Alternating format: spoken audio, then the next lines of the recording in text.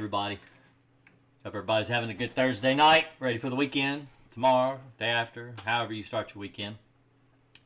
Still trying to get everything kind of set up, a little bit late tonight. Everybody's, actually, all the kids are still awake except the baby. So, we'll see how long this lasts for. I think Charlie will behave. He's kind of tired. He's laying up there on the couch watching Mickey Mouse or something. So, I hope everybody's doing all right tonight. Just going over a few last minute comments on some videos.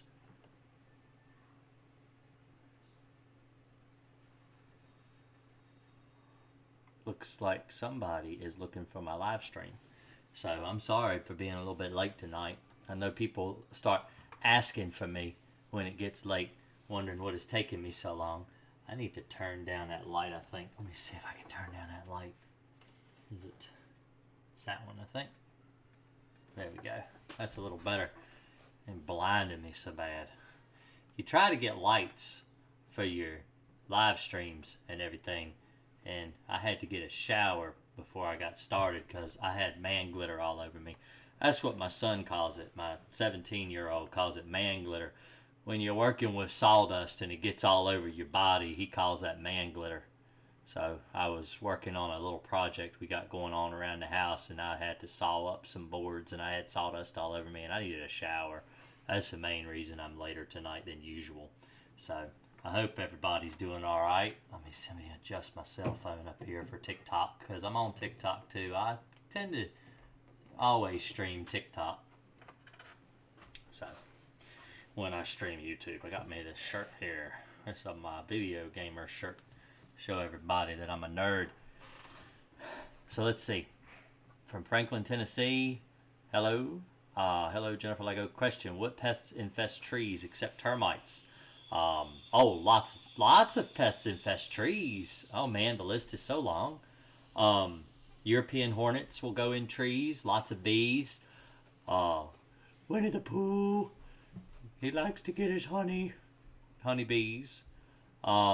Let's see, what else infests trees? Molds, funguses, mice, rats, squirrels. But as far as bugs, pine sawyer beetles, wood borer beetles, carpenter bees will drill into trees. There's one. What do they do? Bagworms. Bagworms will kill your trees, especially fir trees, evergreens. Bagworms will absolutely destroy your trees. So, in fact, my camera's. There we go. In fact, bagworms, we can share that actually. Let's go to scene here. And there's my Amazon page. Let's look at I think I have bagworms on here too. Bagworms. I don't.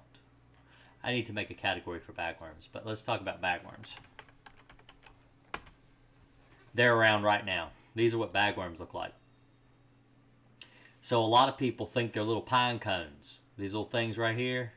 But these are actually worms. They turn into moths, and they suck the sap right out of the tree. They will kill your tree. See, this is what the bagworm looks like right here. Let me see if I can move let's see if I can move that. Well, that's not it. But anyway, I guess I can't move my camera. But yeah, those are the bagworms right there. They will destroy and eat your trees. So, yeah, you can get these in Indiana. Thank you, Roy. Roy brought me coffee. Funny story about coffee. So, I like to tell little stories that have nothing to do with bugs at all. But when I was married to before I was married to my wife, she was like 12, so we weren't married yet. But we used to drink coffee together a lot. In fact, my wife's only 4'9", and I actually just got an email from a guy wanting me to kill tent caterpillars, Tisha. But yeah, tent caterpillars are bad. They get on the trees. They don't really kill very many trees. They don't do as much damage as like a bagworm or a gypsy moth will. But either way, we used to drink coffee together. So my wife, she'll be 37 this year, and I'm 40. I'll be 41 this year. And we've known each other since she was 7 years old. In fact, this will be our 30th year knowing each other this year. And but anyway, we used to drink coffee together all the time when we were kids. And then I moved out of the house and stopped drinking coffee and didn't drink coffee at all until I started having children. And then I have to drink coffee all the time, because if I don't, I'll fall asleep. And honestly, when you have a lot of kids and you don't get a lot of sleep, coffee really doesn't really help a lot with your exhaustion. You're still exhausted. You could still go to sleep on a whim, but it kind of takes the edge off. Like a migraine medication will kind of take the edge off. It's like that. You're not as tired. You can actually stay awake and not fall asleep behind the wheel and stuff like that, but you're still exhausted. You could still go and lay right down on the pillow and go to bed. People are like, I can't believe you could drink coffee and go right to bed. I'm like, well, that's because I don't sleep, because I got children. And anytime I go to bed is a welcome thing to my brain. I like going to sleep. It's just the coffee keeps me from, crashing a car or something horrible. So I didn't drink it for a long time, though. I didn't drink coffee for a really long time. And then me and my wife got back together. Well, got back together. We've been best friends all of our lives, but we got together, not married and everything, and I started drinking coffee again. So we always drink coffee together. So, but I was asked tonight by a comment on, so let's show you guys what I do. So this is my YouTube channel right here. So this is youtube.com/GreenAkersPC is the name of the channel. And if you scroll down to community right here, and you click that, that's my community tab. All right. I'll do like polls and stuff. I did a meme. That's a meme I made. I'm not extremely proud of it, but I could not help myself because of the Johnny Depp. Everybody's watching the Johnny Depp trial. It's like the 2022 version of the O.J. Simpson trial. But when she claims to find bedbug poop on the pillow, because yeah, if you just watch a trial, I ain't going to go into Johnny Depp. But anyway, I asked a question live stream Thursday night. What are we talking about? This was yesterday. I asked this question. There's Charlie. He's dressed up like Batman. He wanted Alicia to take a picture of him dressed up like Batman, so she took a picture of him. But there were some questions that came in, and Tisha, in fact, you're here right now, asked about termites to please possibly go into maybe some bees too, and so I thought I would talk about that tonight. So termite season is upon us. Now, why is that? Says termites are a year-round pest. Termites get into the house all year round. Now, I can only talk about eastern subterranean termites. It's all we have in Virginia. It's actually the most common termite in North America is eastern subterranean termite, but it's all we have in Virginia. So, or at least this area of Virginia that I live in. In fact, I don't even think they have drywood termites here at all. Because they don't offer the insurance for it, and you have to tent houses to kill drywood termites. But anyway, I was going to go over termites today, at least at the beginning of the show. I know it's a bedbug show and everything. We talk a lot about bedbugs, but it's really pest control as it is, because I do everything pest control. I do termites too. I do bedbugs. I do roaches. I do all kinds of pest control all my life. And so what I use now is called either Termidor or Taurus. They are fipronil is the active ingredient in those products, and it is a non-repellent termiticide. And so back in the day with Durazban, Chloridane, and different pesticides, they were really designed to keep termites away. You put up a barrier around the exterior of your home, you saturate the soil all around the property, and then when the termites try to crawl through that chemical, just up next to the house, when the termites try to crawl through that chemical, they die. All right. Now, when you use Durazban, Chloridane, even some of the things out today like Demon Max or bifenthrin, those are highly repellent termiticides. So the termites see it as a barrier. They don't go through it. They don't cross through it. And that'll work if you don't miss a spot. But one of the problems with termite treatment, I haven't done one of these in a while. Let's do a drawing with Jason. I want to go over a couple of things about termite treatments. So let's pull up paint. I've been practicing this. So let's do this. All right. So with a house, when you have a house and you've got, let's say this is your footprint right here. Whoop, that's not a square. Let's do back. Do a square. All right.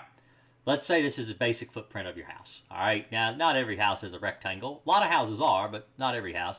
But we're going to put a front porch right here as a nice front porch. And maybe a little back. Maybe you got a basement, and so we'll have a little piece of concrete right here.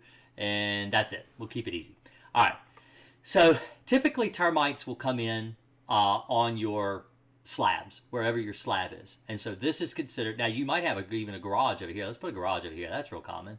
All right, let's put a garage, and we'll put a little car. Let's put a little car in there. That's a car. I know it looks like a square. Let's put it over here because we won't be able to get in through the garage because the door for the garage will be right here. There you go. All right, so, and your front door is here, and your back door for the basement's here. Okay, there you go. So this is the way that I have my diagram.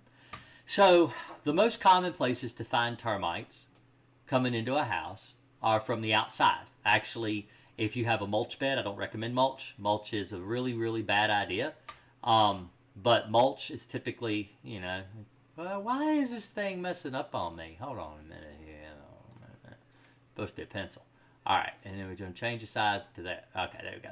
So you got mulch here, and mulch here, and then of course your driveway's here. So your driveway, and then yeah, there you go. All right, we'll do like this to make it look like a road, even though it's not a road. There you go. All right, so you get an idea. So this is your garage. Now the most common places to find termites getting into a house are here, between these two slabs. So this is concrete.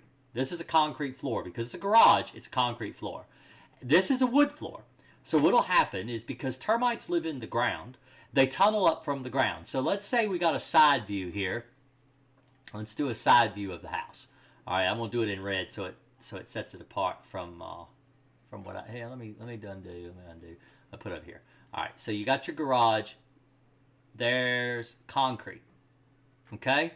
Now, the floor that butts into this, well, that's supposed to be red. There we go.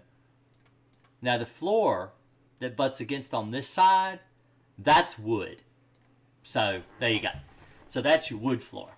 And let's see if I can get rid of this little blurb right here. Let's just do this. There you go. All right, so you can see what I'm doing here. Okay, so there's your concrete. This is concrete, which it should really be gray. Let's make it gray. Let's color it gray. Oh, that's not gray. There you go. All right, concrete floor, wood floor. So the problem is that the termites live, let's say the termites, we're going to make little black ones, even though worker termites are white. These are the termites right here. Oh, look, we can get up through this crack right here and go into the wood. That's what they do. So that's what they're doing right here, where this arrow is pointing between these two slabs. That's what the termites do. Now, this is also a concrete wall here. So they can't go through this wall, all right, because that's the wall that your floor is sitting on top of for your basement. So this is a wood floor here. It's sitting on a concrete wall. Your foundation wall goes all the way around the edge of that wall, all right. So they can't go through the concrete because it's solid, but they can squeeze through this crack right here, which is called an expansion joint. Whenever they pour a concrete floor, there's an expansion joint between the concrete and the wood floor. So what the termites do is they come up and they get into that. So the way you have to kill this problem is you have to take and drill little holes through the floor, through the concrete, and pump chemical. They go all the way through the concrete, and then you pump your chemical here. And so the chemical gets here, and it kills the termites because that's the path that they're traveling in. That's the way that they're able to get into the house. So if you treat this area, the termites can no longer travel through it, and they die. And so you have to do that all the way around the exterior, because when you've got a wall, this foundation wall, the termites can either come up on this side or they can come up on this side. Now, if they come up on this interior wall, the only way they can do that is through the concrete floor. So now let's pretend this floor right here Now let's pretend this is a basement floor. All right. So the basement floor is actually poured with your expansion joint right here. So what will happen is the termites will come up this way, and they come up the wall. And if your basement is finished and you've got studs in the wall, then the termites will actually eat the studs in the basement, and they'll work their way up and they'll get into your floor on the other side. And so the way you have to combat that is, of course, you drill holes on this side and you pump your chemical under the floor there. And that's the way that you eliminate termites. Now, there are a lot of people out there now that do bait stations, and they're doing baiting for termites. Now, baiting is something that I don't recommend. I don't recommend baiting for termites. I don't recommend Centricon. I don't recommend any kind of termite bait. And the reason I don't recommend termite bait is because I've been behind a lot of termite guys that have treated with termite bait stations where the termites are continuing to eat the house.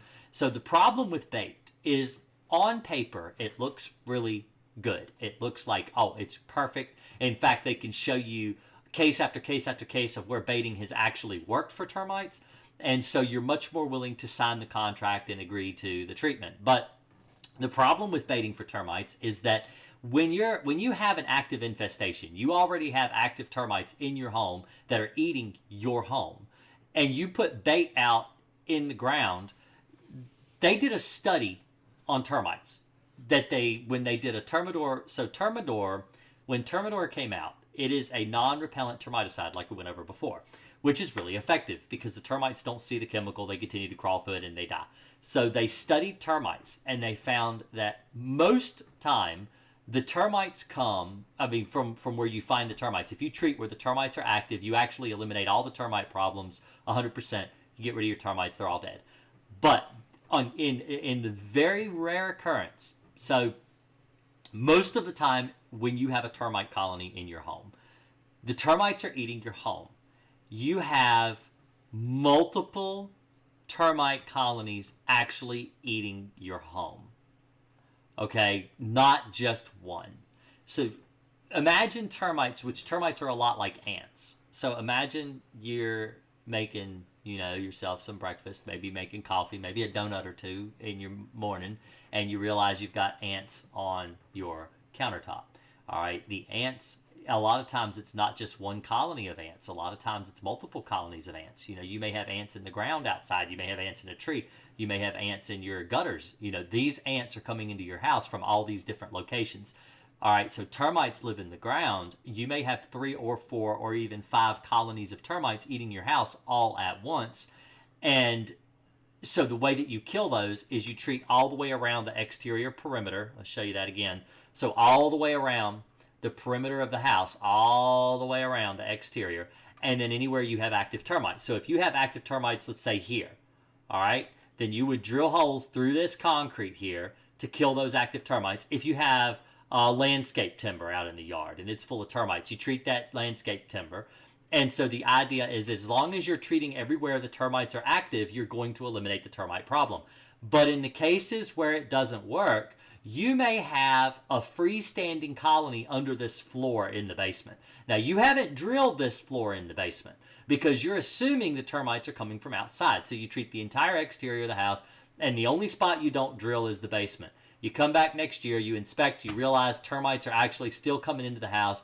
They can't be coming through anywhere you've treated already. They're coming through the basement floor. You drill holes to the basement, you kill the termites. 97%, 98% of the time, this exterior treatment kills the termites, even the ones coming through the basement, because a lot of those same termites are actually teeming in this mulch bed out here too. And so you eliminate them all, but not every time. So what does this have to do with baiting for termites? Well, the problem is that if you are baiting for termites, then you're missing those termites. You're not killing every single termite. You're killing most of the problem. Most of the termites are finding your bait. They're getting into it. They're dying. But if you've got this freestanding colony underneath the floor right here, and they're not dying from the bait because they're not in the bait. They're not. They're just under the floor. So they just continue to munch away at the house, munch, munch, munch. And they would do the same thing if you treated with Termidor as well. And so the problem is that these termites are continuing to be a problem, and they're not being eliminated. And that's where baiting doesn't work, because the termites don't always go after the bait. That's the problem. Is if the termites are happy eating the house, and they're perfectly happy eating the house, they're not going to go for anything that they don't want. And so, like I said, the bait is there. They might go in it. They might find it. They might eat it. But I had a customer one time who had a competitor out to their house for 10 straight years, baiting her house for 10 straight years. And she went out to the house one day. Well, I mean, she had swarmers every year, and the company was telling her, well, the swarmers don't eat termites. They're not bothering the house. They're not hurting anything. And so she had swarmers coming out near the foundation every single year because the workers were still there and the workers were still actually eating the house. And one day she went out, she touched the garage wall, a load-bearing wall, and the whole wall just moved. It was like it swayed like this. And the termites had just continued to eat her house. They weren't actually eating the bait at all. They were eating her house. They were perfectly happy eating the house. They weren't eating the bait station at all. She ended up suing the company, and she won. And they said, well, we'll come out, we'll treat the house for free. And she said, look, you've had 10 years to fix this problem. I'm going to hire, she actually hired my dad's company. We went out there, and we killed her termites. So, but anyway, that's termites. Went over some termite stuff, went over bait stations. If you have any questions about termites, I just almost dropped my ring because I play with it while I talk on the camera. I fidget a lot. See, that's my ring. That's my ring. It's my wedding band. People like it because it's unique. I don't know if you can see it or not. Yep, that's my wedding band. So I play with it a lot. Anyway.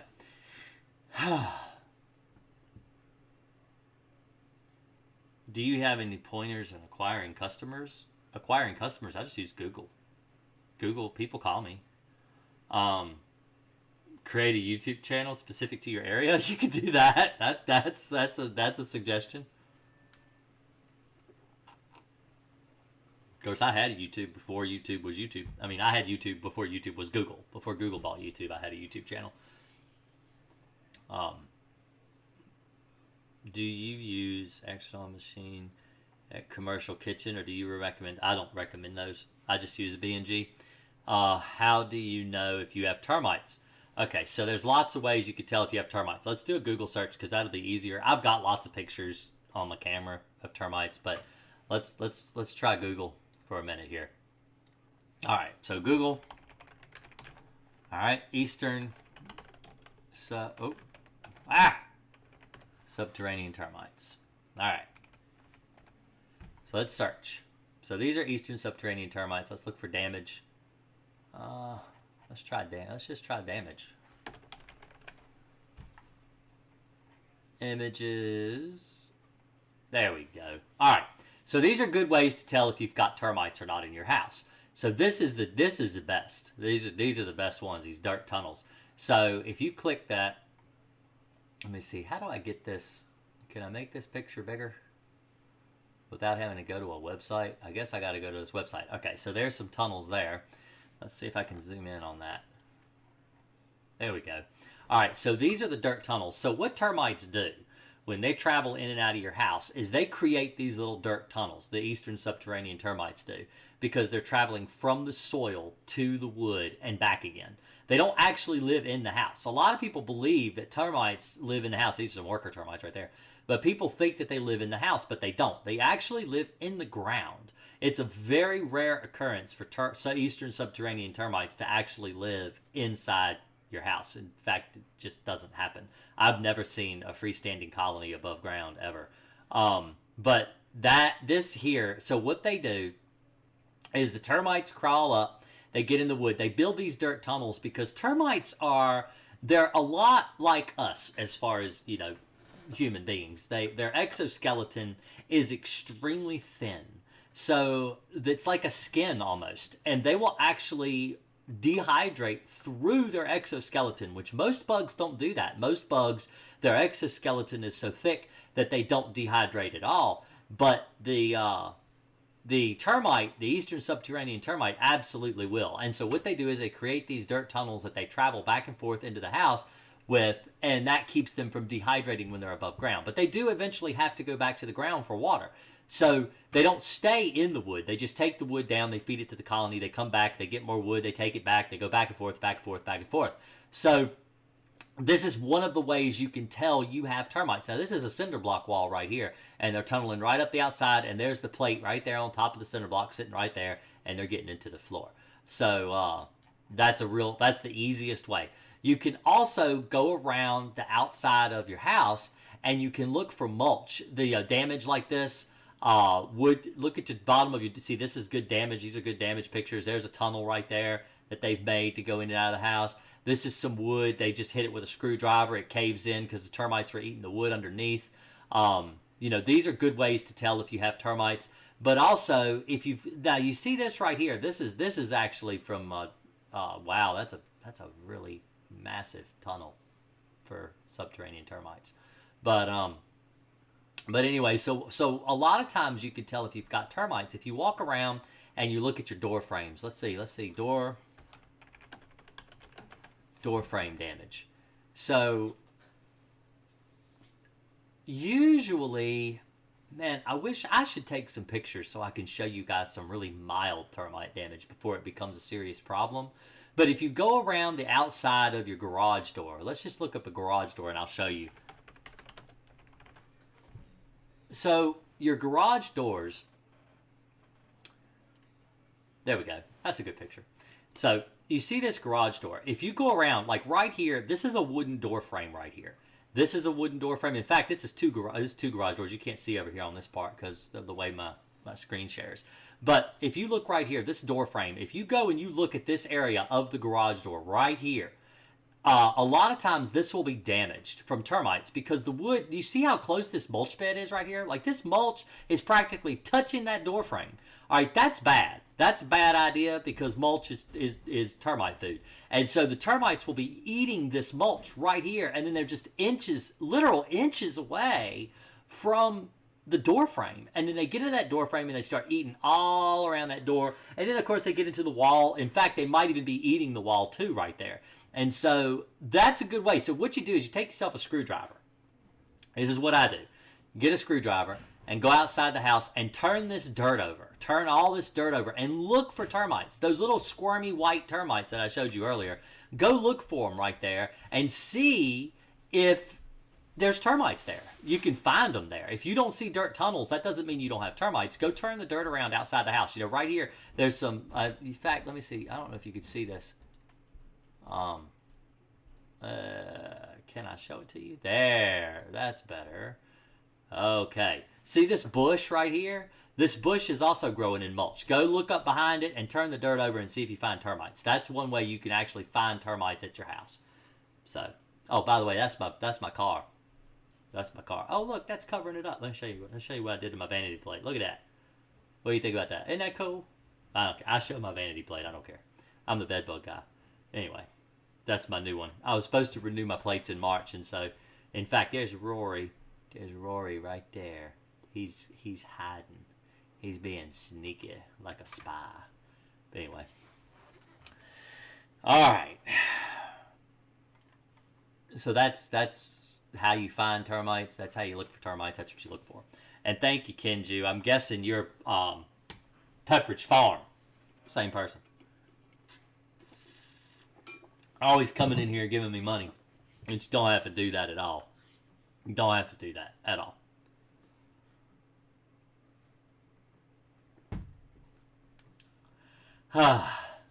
Anyway. Wanderlust, and yes, it does all go to my wife. I was just telling her that today. I'm like, I give you all my money. She gets it all. I don't have money. It's not my money. It's her money. All the money I make goes to my wife. All of it. She, when we first got married, I had debt. I had credit card debt. And within the first 6 months, she had it all paid off. She's amazing. And I told her then, I said, well, you're going to just take care of all the money from now on because you got the brains for it. You can handle it. I'm going to let you do it. She's pretty smart. So she gets all the money because she knows how to handle money. Oh, what am I doing wrong with Crossfire? I followed the instructions. 115 ounces H2O, 13 ounces Crossfire. Have used every 2 weeks for 3 months. Why? Why are we getting bites still? Sure, we aren't bringing them back. I think you're probably all right. So here's one of the problems with people that continue to have problems with bed bugs. All right, so Kenji, messing with me today. Gave me another $10. You don't have to give me nothing. I'm happy just to sit here and talk. Honestly, I really just enjoy just sitting here and talking. But anyway, so it's a common thing for people who have bed bugs or have had bed bugs to get bed bugs again. It's a hard fact. How did you get bed bugs before? Look at yourself and pretend you're watching yourself. All right, look, have an outer body experiment for a minute. You're watching yourself. Go back and watch and see, what did you do? What did you do 3 months ago? What did you do 6 months ago? What did you do to get bed bugs? Did you allow somebody to come into your house? Did you go visit somebody? Did you go to a hotel? Did you go to, is it maybe the school system? Maybe it's a school bus.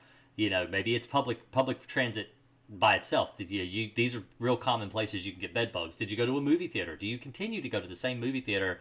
Then they might have bed bugs. I've actually serviced people's homes where they got bed bugs from a movie theater. You have to look at your situation and how you brought the bed bugs into your house in the first place, and don't repeat that same thing. That's the problem, is you have to figure out how you're getting the bed bug problem. People who get bed bugs typically get bed bugs again because they repeat the same mistake more than once. And so they continue to bring the bed bugs into their home, not realizing that's what they're doing. If that's what's going on in your case. But there are cases where people have a bed bug problem, they eliminate their bed bug problem, and yet their mind won't allow them to accept the fact that bed bugs are dead. And this is called parasitosis. I think that's what it's called. It's a medical term. I'm not a doctor. I'm just an exterminator. But basically what it is you're so stressed out. You get so incredibly stressed over the fact that you had bed bugs that you are constantly in the belief that you still have them, and you're still scratching, and you may even have sores come up on your body, bumps come up on your body like bug bites, and you're absolutely positive that this is what you've got, and they're really stress bumps. You can get these bumps on your body like bug bites, and they itch just like bug bites, but it's actually induced by stress.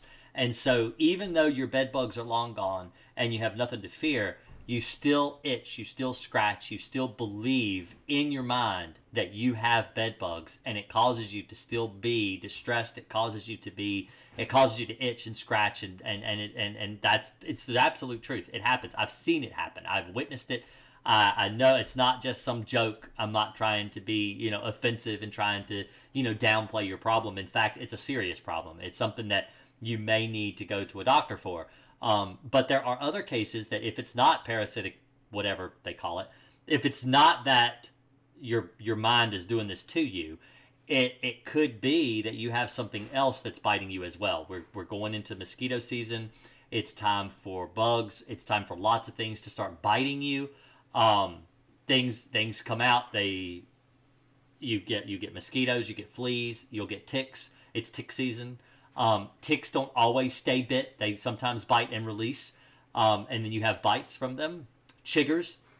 If you work in a garden, it's time to get your gardens ready. My wife's been getting her garden ready. Poison ivy. There's lots of things that you can get into now that may not even be bug related at all. Like I said, poison ivy is something you can get into and get bumps all over your body and think it's bed bugs, and it's not, especially if it's a very mild outbreak. I've had I'm allergic to poison ivy myself, and I've had extremely mild poison ivy outbreak where it looks like 3 or 4 bumps in a row, and it's really poison ivy. But, sometimes you do need a doctor for this. It's the way it is, and there may be nothing that pest control can do to help you, especially if you're treating every 2 weeks. If you're going so thoroughly as to treat your house every 2 weeks for bugs, and yet you're still getting bit, I just don't think it's bed bugs anymore. I don't think that's what it is. Unless you've actually found bed bugs and you still have bed bugs because you have found the bug. Bites aren't enough to warrant bed bugs, because you cannot diagnose a bed bug problem if you don't have an actual bed bug or an egg or something, some kind of proof you have bed bugs, because there's lots of things that will make you bite, break out, and itch that have nothing to do with bed bugs at all. But thank you very much. On TikTok, somebody said I had a cool shirt.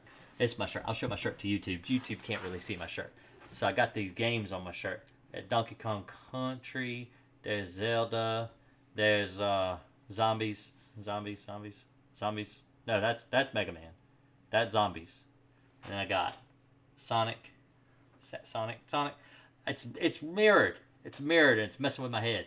Anyway, yeah, so that's my video game shirt. TikTok gets to see from like my head down to like my belly button because it's a vertical camera, but YouTube's horizontal, so a little bit of a different view. I think my TikTok link is in my description. I think. I'm not sure. I think it is. Let me know if it's not. I'll put it there. Oh, moved into an apartment 3 months ago. Found a few bed bugs this week. Before I found your video, I put diatomaceous earth along the baseboards and behind the outlets. Did I make things worse? You can. If you're going to use Crossfire and you have DE, don't worry about whatever you've put in the wall. That's the only place I recommend putting it. Go through and vacuum really well. Try to use something with a HEPA filter so you don't breathe in. You don't want to breathe in the dust. Diatomaceous earth is really harmful for your lungs. Yeah, so don't breathe it in. Suck it up, get rid of it, and then put the Crossfire down. The reason I tell you to do this is because diatomaceous earth is highly repellent to bed bugs, and a lot of people don't realize this. They think, oh, it's all natural, it's safe, and all. The problem with diatomaceous earth is it can cause silicosis. I actually talked to a doctor about this just last month. One of my customers is a doctor, and I was going over DE and using it in the house, and she's actually gotten lots of patients at the hospital with silicosis from using diatomaceous earth in their house for bugs. People use it for more than just bed bugs. People use it for ants. People use it for cockroaches, fleas. They'll put it all over their pets. It's not safe because it's a dust. And the problem with the dust is that dust will permeate the air. It will puff into the air. It will add itself to the dust that's already in the house, and you breathe it in, and it makes you sick. And so it's not something I recommend doing ever. People will make a lot of rash decisions when it comes to bed bugs. I actually made a video just last night at like 1 o'clock in the morning that I put up on YouTube. It actually went live this morning at 6 a.m. It was a short, just little 16, 15 second long video talking about not using rubbing alcohol. People will actually soak their beds with rubbing alcohol. So let me read to you. It's actually a very recent post. It just came in today. Let's see if I can find it.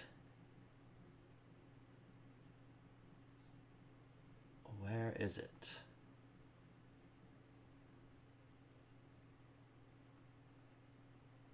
Oh man, there have been a lot of posts today. Well, anyway, basically what was said was the lady had mentioned to me that she had soaked the foot of her bed with rubbing alcohol, and her son came in using a lighter trying to find bed bugs, and the whole entire foot of the bed went up in flames and almost burned the house down.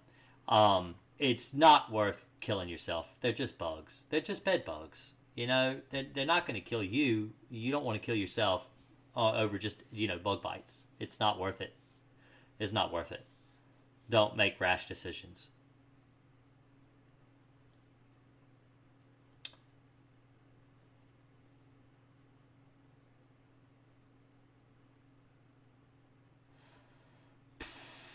What was the worst roach problem you have had in a house? The worst roach problem I ever did was in a restaurant. And I actually have a video on YouTube that talks about that restaurant. Let's see if I think it's still up there. Let me see. If I go to my channel, let's go home. Let's search. By the way, if you're on my channel, you should subscribe to my channel. Let's see. I wonder if I can fix this so it is more visible. That's better. All right. So if I go here and I search worst cockroach, there it is. There it is. Y'all want to watch it? We should watch it. Nah, it's 12 minutes long. Anyway, I recommend going and watching that video. If you want to learn about the worst cockroach infested place I've ever been to, I put this up 3 years ago. Let's share it. Let's share, copy, and let's paste that in here. Anyway, I'll tell you about the worst house I ever did. That's the worst. That's the worst ever location I've ever done for bed bugs. But the worst possible, cockroach. The worst possible cockroach house I've ever been in. I was a kid. I was maybe 12 or 13 years old. We went in to treat this house for cockroaches, and they were so bad. All right, so I was treating the bedrooms and the living room, and my dad was treating the bathrooms and the kitchen. So the way we've always done our cockroach infestations were we stuck to the kitchen with baits and stuff and non-repellent pesticides, and in the bedrooms we used repellent pesticides to try to push the roaches into the kitchen and the bathrooms where they want to be naturally anyway.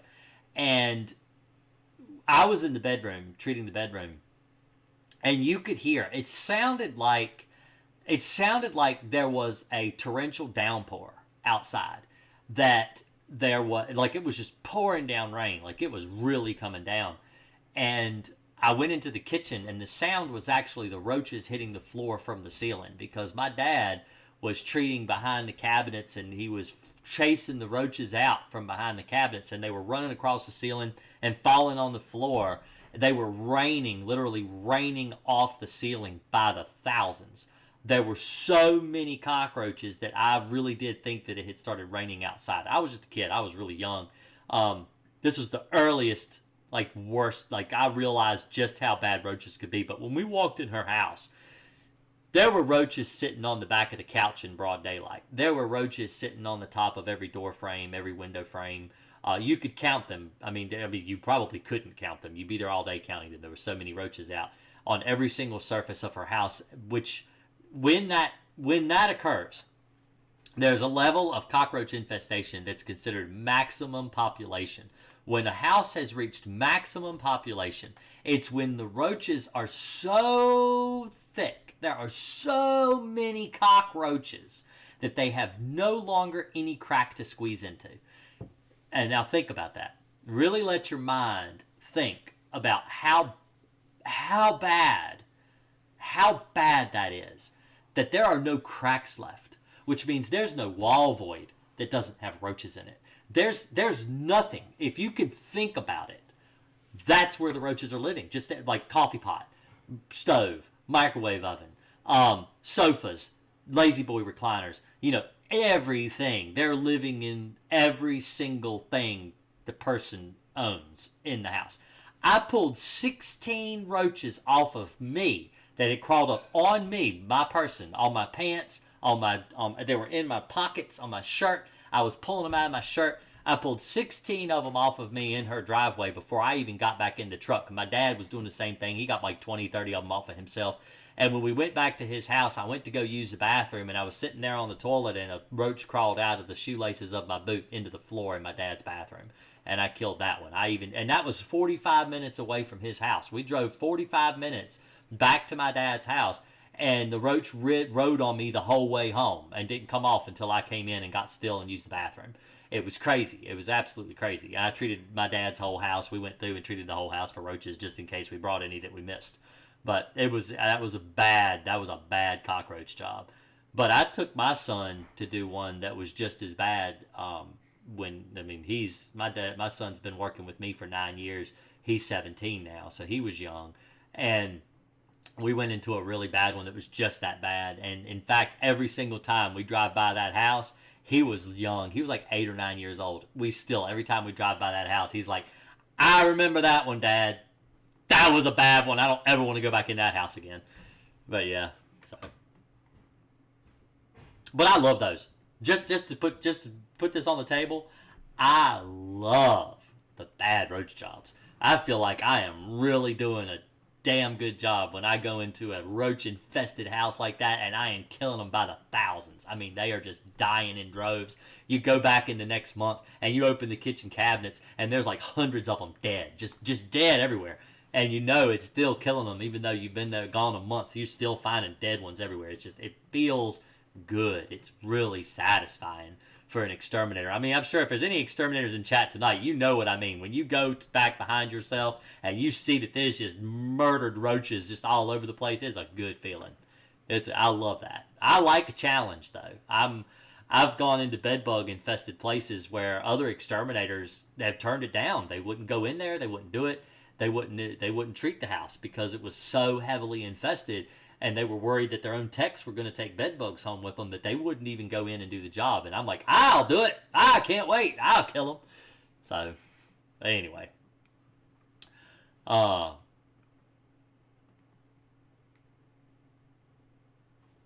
what if a person set up a temporary large sleeping mat on a larger piece of board band? I'm not sure what that is. And then had around the perimeter. No, you can't use, you got to use Crossfire. Sat 12, you were here last time I was live streaming. You can't. You just can't. All right, Crossfire is really effective. Crossfire is a very safe pesticide for bedbugs. It's really safe. All right. You don't even have to wear gloves. Like, the label requires most pesticides you have to wear gloves. You don't even have to wear gloves when applying Crossfire. I mean, you can. I wear gloves. I don't want to grab a handful of bedbugs, but I always wear gloves no matter what kind of pesticide I'm using. But it's not required on the PPE of Crossfire. It's not required. Gloves are not required. It's not as toxic as what you think. Just because it kills bedbugs doesn't mean it's going to kill you. This is one of the biggest misconceptions about chemicals, is that people believe that if a pesticide kills a bug, if it kills anything at all, it automatically is going to kill you as a human being. And that is bad logic. It's not true. Most pesticides, at the concentration they're mixed, even the ones that are toxic to mammals, even those pesticides, because you're mixing them at a certain ratio, they're not going to hurt you. You're more likely to poison yourself salting your food. If you oversalt your food, you would die before you would die from the pesticides. If you're mixing them properly, if you're taking the proper precautions, and you're using the pesticide to label the law. Look, the label is the law. Yeah, I put that on all of my streams. The label is the law. The label is the law. I cannot stress this enough. Don't mix it too strong. Mix it with what the label says. You're not going to hurt yourself. And if you treat with Crossfire, you treat your mattress, you treat your box spring, you treat everything, and then you lay there, you are making a bedbug trap. All right, you come in, you always talk about bedbug traps. Every single time you come in here, you talk about different ways you can make bedbug traps. Now you can monitor bedbugs, how you can catch them and stuff.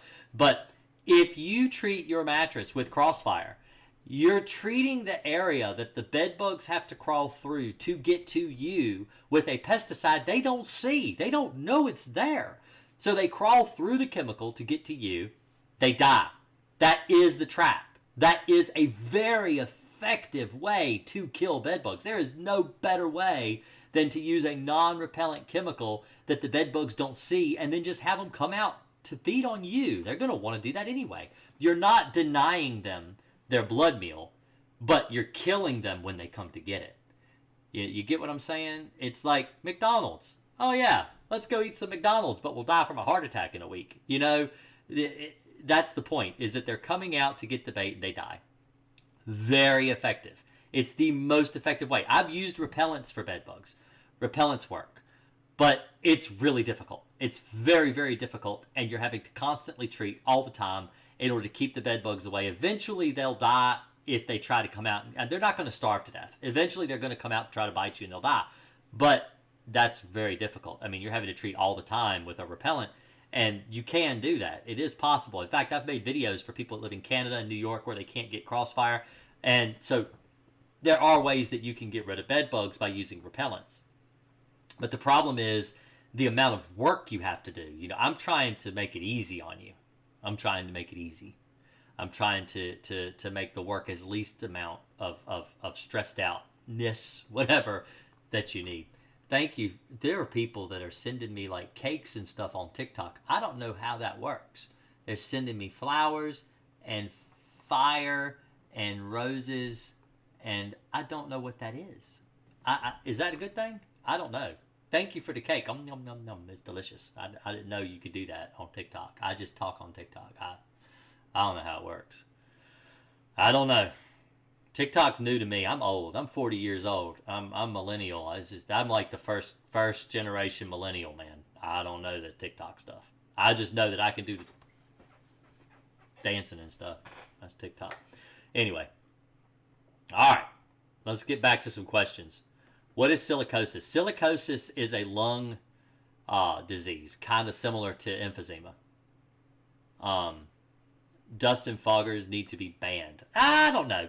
There are places for foggers and there's places for dust. It's just, I like dust. I use dust for yellow jackets and stuff all the time. It's really effective. But it's also in a hole in the ground, or a wall void where you're not going to be around it. I don't like banning pesticides. I think that there could be restrictions put on pesticides, but to ban it completely, I think is the wrong. That's the government loves to ban everything. I'm licensed, I'm insured. I'm not going to poison anybody, so I'm not going to hurt anybody. I'm just going to do it right. But you might hurt yourself. That's what I'm getting at. Yeah, so I don't see necessarily as banning it completely. I think it should be restricted. I think that things that are toxic to people and they don't understand, they could take a class like I do and learn how to use it correctly so they don't hurt themselves or not be able to buy it. That would make more sense to me. That makes sense to me. So, well, thank you. Thank you very much, Irma. It's really hard for me to read because I've got my ring light right on my camera and it's very difficult for me to read your name, but I can read that you said something about PayPal. All right. So let's see some other stuff here. What's the worst roach problem? I read that one. Read that one. I used to spray my couches down with 91% alcohol before I knew better. Yeah, that'll kill you. There's a thing about using alcohol on everything you own. It's not safe to breathe in the fumes either. You got to think it does evaporate into the air, and if you're soaking things down with alcohol, it's not safe to breathe that into your lungs either. It's not good for you. Barbara Smith said, "Thank you for sharing. It's nice to educate us on these termites." Oh yeah, I love termites. Termites are fun. I like termite jobs. It's hard. It's hard. When it's hot outside, you sweat to death, but it's fun. Today I found out someone else had an issue with bird mites. It is a bug. Bad bug year for sure. Oh, yes. Definitely freaked out. Shouldn't have used diatomaceous earth. Once Crossfire comes in, should we use it monthly to prevent? I would. So if you're going to use it on your own and you're not going to hire a pest control technician to do the bed bug work, I would do it at least for 2 or 3 months just to make sure that you get rid of your problem, because an exterminator is going to come in. They're going to know where to treat. Most exterminators, not all exterminators, but most exterminators are going to come in. They're going to treat where they need to treat. They know where to put the chemical. They're not going to overuse the chemical. They're not going to underuse the chemical. And so if you do 2 or 3 months in a row on your own, most of the time you're going to cover all your bases and you're going to get rid of your problem more effectively, instead of just doing a one and done and expect it to be completely finished. I wouldn't recommend that for a novice. Do you remember what kind of roaches they were when you were a kid? They were German roaches. Have you... Okay. What does that do to a home after the roaches are the worst and they're killed? The ones that are dead in the walls, does it affect your health? So the problem with cockroaches... Actually, cockroaches are the leading cause of COPD and asthma in low-income housing because of their droppings. Because everything poops. Everything poops. You poop, cats poop, dog poop, roaches poop. All right? When you have millions of cockroaches living in your house, they're pooping everywhere. And that can become aerosoled into the air. It can become airborne. You can breathe it in. It can cause emphysema, asthma, COPD. It can aggravate lots of lung diseases, and not only that, but roaches, when they're alive, can spread things like staph infection, MRSA, which is just, antibiotic-resistant staph. So, that's why you don't want roaches in the house. Like, when they're dead, they're not going to do anything, but they do create fodder for fire. You know, they're flammable when you have all these little piled up roach bodies. You got to vacuum them up, get rid of them. If you use treated landscape timbers, do termites eat into that? Yes, they do. So the problem with landscaping timbers is the landscaping timbers sit on the ground, and the ground is wet. The ground is full of moisture. And so what happens when you sit a treated stud or a treated piece of wood on the ground, the treatment leaches out of the wood and goes into the ground. Because if you've ever noticed when you lay a piece of wood on the ground, just a plain piece of wood, the wood will rot. It will get damp. It'll soak up the moisture. All right, and when the wood wicks the moisture up into it, what happens to the chemical? The chemical is either diluted or the chemical leaches into the soil. And so eventually landscaping timbers get eaten up with termites. You'll notice it. I mean, you can go around houses that have had landscape timbers down for 10, 15 years, and the timbers are completely eaten up with termites, carpenter ants, all kinds of things will eat the landscaping timbers. So treated timbers, treated mulch, treated wood, when it lays on the ground, it's not very effective. Most of those treatments they do, like sodium borate type treatments and things that they do to treated lumber, actually is designed to go to the wettest place. So the reason they do this is because these are fungicides. So when you put the wood into a house and the studs and the plate and all are treated, they're treated lumber, and the house were to get like a fungus or something like that growing on the wood, the moisture, the chemical that the wood is treated with actually would kill the mold, because it seeks out the wettest, dampest place in the wood and actually kills the bugs and stuff that are getting into that part of the wood. So it's very effective when it's off the ground. But when you lay it on the ground is wet. So eventually everything just leaches out and the bugs eat the wood. It's never protected forever. What do you think of the chemical used on the show Billy the Exterminator? I don't know. Billy the Exterminator is a crazy show. My dad's name's Billy. That's the funny thing about it. Is my dad's name Billy, and he's an exterminator. What all exactly does Crossfire kill? Okay, so Crossfire kills a lot of bugs, but Crossfire is only labeled for bed bugs. There are other chemicals that kill other bugs that I would recommend, but not Crossfire. Crossfire is expensive. It's very expensive. It is a lot cheaper to kill bugs with other pesticides than Crossfire. So I'm going to use Crossfire tomorrow. Give me advice. Take off all your sheets, covers, pillows, mattress encasements. Treat your mattress, treat your box spring, treat your headboard, footboard, bed rails. Anywhere there's a crack, treat the cracks. Treat your baseboards all throughout the house, everywhere there's a crack. Treat crown molding. Treat the crown anyway, whether there's crown molding up there or not. Treat that top of that room. All right, like that part. You see that crack right up there? Ugh, right there? Treat that part. All right, you need to treat that part. That's important. Treat the sofas. If you got a sofa bed, plant sofa bed. Treat the sofa bed. Turn over your sofa. Turn over your love seat, and treat underneath. Treat around all the staples of your sofas. If you can make a hole in the bottom of that little mesh underneath it, do it. You can't always, but sometimes you can. Treat inside the sofa. Recliners, open them up. Treat inside them. Like I said, baseboards throughout the entire house. Don't skip a room.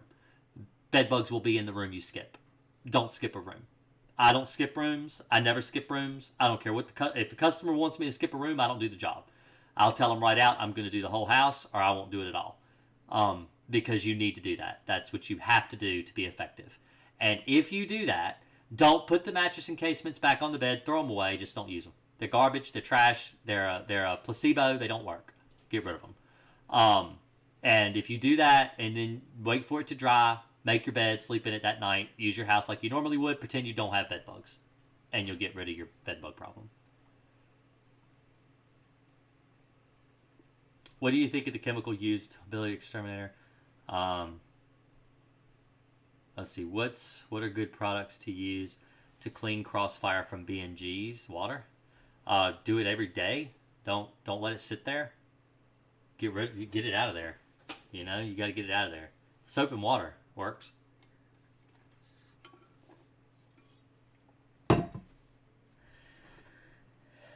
How can Crossfire stay active for 30 days? Because it is a 30-day residual. It's a residue.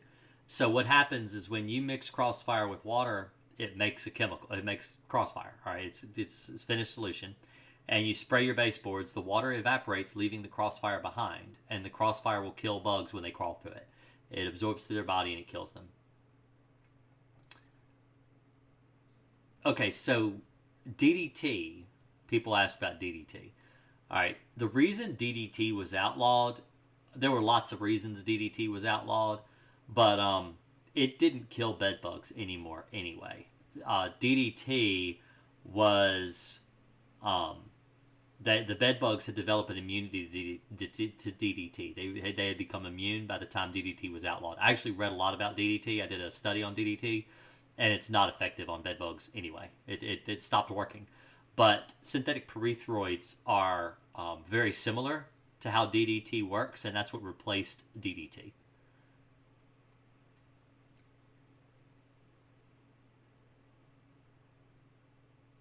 I was shocked that Crossfire had no smell. No, it doesn't. Most pesticides don't. All right, so when I got into pest control, I was using things like Dursban, Diazinon, Orthene. You want to know something that stinks? Orthene's nasty. It's like farts and cabbage put together. It's disgusting. But that's what we used. Those are the pesticides we used. And if you went into a house to spray for bugs and it didn't stink to high heaven, they didn't think you did anything at all. You know, when pesticides started moving towards non-odor or low to little to no odor, people thought you weren't doing your job. In fact, I remember because I had my own route when they switched away from Dursban and stuff. And I actually started transitioning my customers before Dursban and Diazinon were outlawed. And I actually had a call one time, a complaint. The customer called my dad, and she said, I don't think your son sprayed my house. She's like, I know he's your son and everything, but when he left my house, I could not smell where he had been here. And my dad explained to her he's using low odor to no odor chemicals. We are switching to a new type of pesticide that don't smell. And she said, well, I would like him to come back and spray with something that stinks. And my dad said, I will come out there and do it myself. But I want you to understand that some of these newer pesticides are actually better than the older stuff. But that's the way people were. People thought that if you didn't stink the house up majorly, just stink it up. I told her the next month when I came out to the house, I said, now I've eaten a whole bunch of beans yesterday. I ate a whole bunch of them. So I could really stink your house up really good. So you think I would come in here and spray something. But trust me, it ain't pesticide you're smelling today. So, when I was young and stupid, I wasn't trying to insult her. But I felt a little insulted because she said that I hadn't done anything in the house. But but that's the way the pesticides are now. Now, if you were to go into a house now and spray with a chemical that stunk, people think you're killing them. And that's not true either. A lot of the pesticides that you use that have an odor, the reason they have an odor is because they may have like I don't know, something in them that just makes them smell funny. It's the evaporation. It's not actually a toxic vapor. It's just the smell of them evaporating. So, but anyway, that's yeah. Crossfire actually doesn't smell.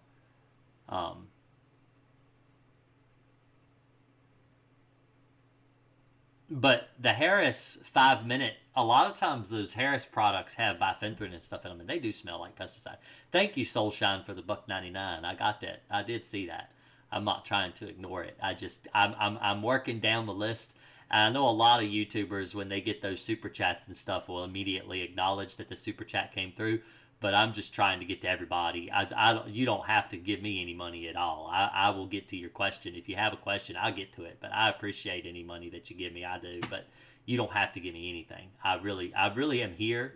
I've been here for an hour and 6 minutes. Didn't even realize how much time had gone by because I'm just sitting here talking. I'm enjoying myself. It's the height of my week. Sitting down here in my basement, in my office, talking to you guys about bugs. So I enjoy it. This is something I enjoy. Crossfire monthly is my plan, and I got myself a 2-gallon Chaplin metal sprayer to apply it, then practicing with water. So you want to make sure that you mix 2 gallons worth, or make 1 gallon. Don't put a 13-ounce bottle of Crossfire in that 2 gallons because it's half solution and it won't work. Let me see something here. I need to do this. That will be better. All right. How many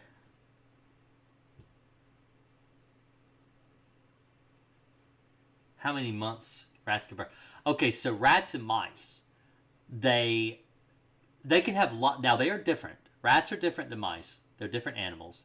A mouse, I could tell you the facts about mice. So mice, they will when they wean the babies off of the breast milk, they immediately go into heat again. The mice can have anywhere from 6 to 8 litters a year, and a litter can consist of anywhere from 10 to 20 babies. It just depends on the mouse. It depends on how fertile the mouse is. But they can have lots of babies, and that's just from one pregnant mouse. And for every every mouse you have, if they have females, then that's even more mice. And so you can have loads and loads and loads and loads of mice from just one female that's able to reproduce. So, and the same with rats. I said get rid of your mattress encasements. They're garbage. 19th century thatched chairs seem to give hiding places for my bugs. That's true. Thatched chairs are horrible for bugs. Not just bed bugs, but roaches too will live in them. I treated my Jeep with Crossfire last Sunday. Less than a week. Still finding bed bugs crawling at night, usually babies. Has not been long enough. No, that's not long enough. Crossfire lasts for a month, and it takes months for all the bed bugs to hatch out and die. Bed bug eggs take 6 to 10 days to hatch, and they take 6 to 10 days to come out to bite you the first time, and so it can be 3 to 4 weeks before all the bed bugs are completely eliminated.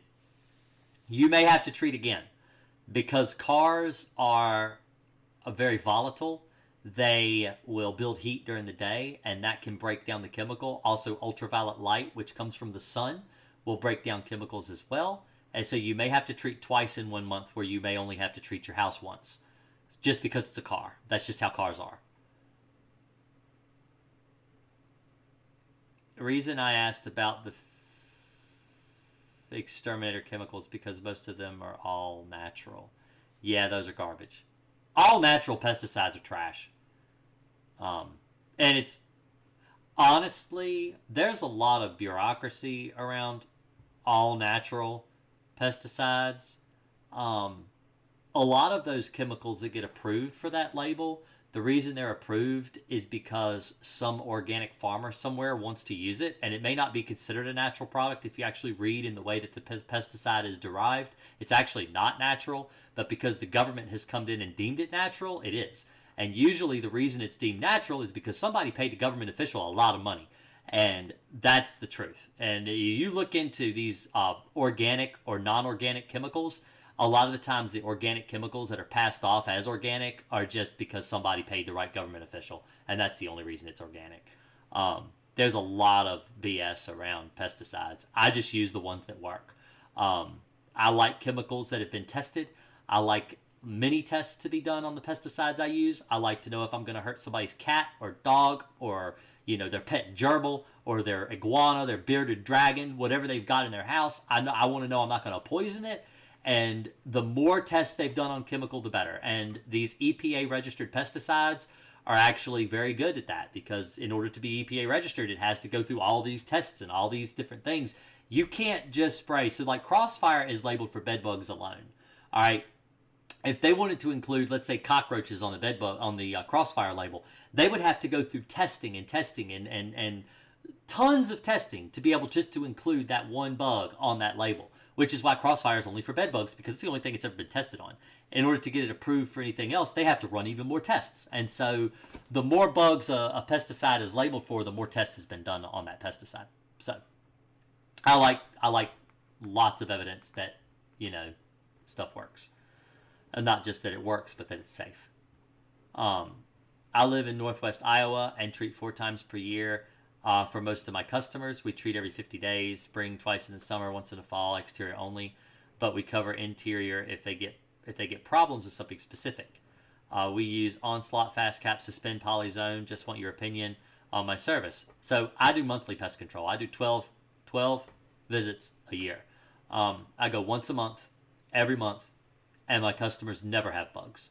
I get about 3 callbacks a month, if that many, and I have about 300 customers I do a month. So about 1% of my total customers I have callbacks on.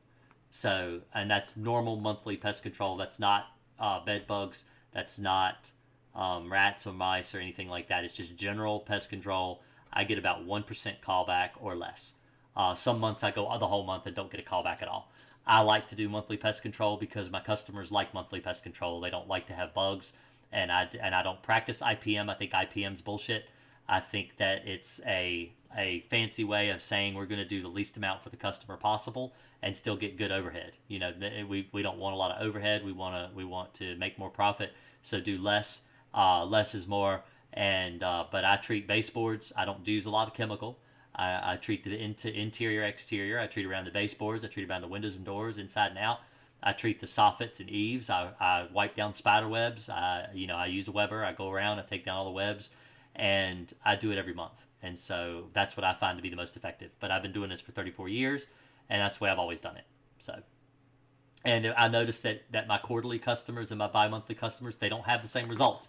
You go out to their house and you find bugs. I find spider webs. I find things. And with the customers I do monthly, I don't find bugs at all. They don't have bugs ever. In fact, I have people that say that they haven't had any bugs at all since I started working for them.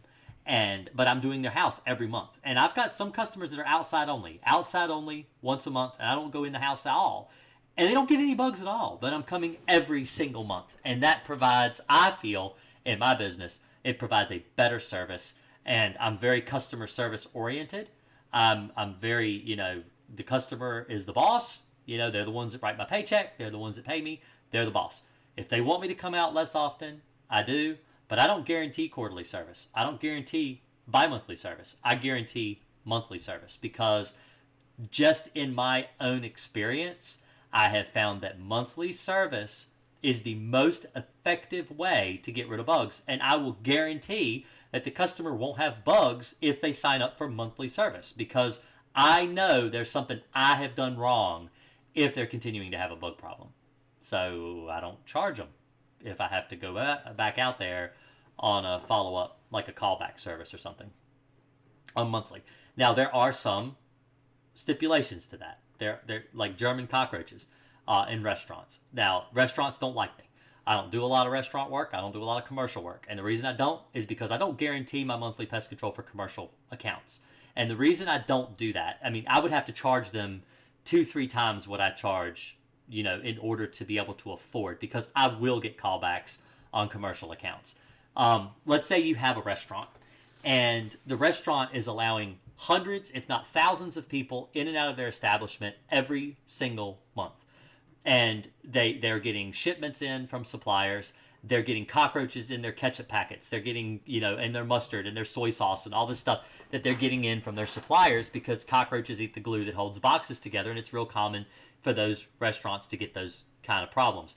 I can't guarantee they won't get roaches in on their deliveries. I can't guarantee that the bread truck isn't going to bring roaches in this time of year because bread trucks get infested with cockroaches in the summer. I can't guarantee that. And I don't think I should have to pay for the fact that my customer is getting thousands of people in and out of their establishment every day bringing bugs into their establishment. So I don't guarantee monthly pest control for commercial accounts. I use Taurus. Snodgrass. I use Taurus. I don't use Termidor. I stopped using Termidor when the generic was available because it's no difference. And for somebody that's been doing termites since the year 2000 with Termidor, I used Termidor first. I use Taurus now. I notice no difference. There is absolutely no difference between Taurus and Termidor. None. It's just advertising. There's no difference. It's like a difference between a Bayer aspirin and a Walmart aspirin. They're both going to take your headache away. There's no difference.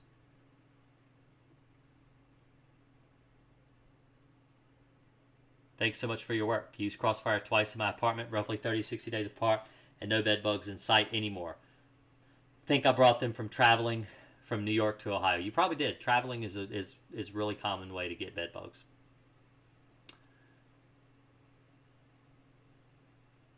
I'm parking in the shade when not driving to avoid heat and UV from weakening the Crossfire. We'll treat again 2 weeks to be safe. Yeah, that's what I would recommend you do.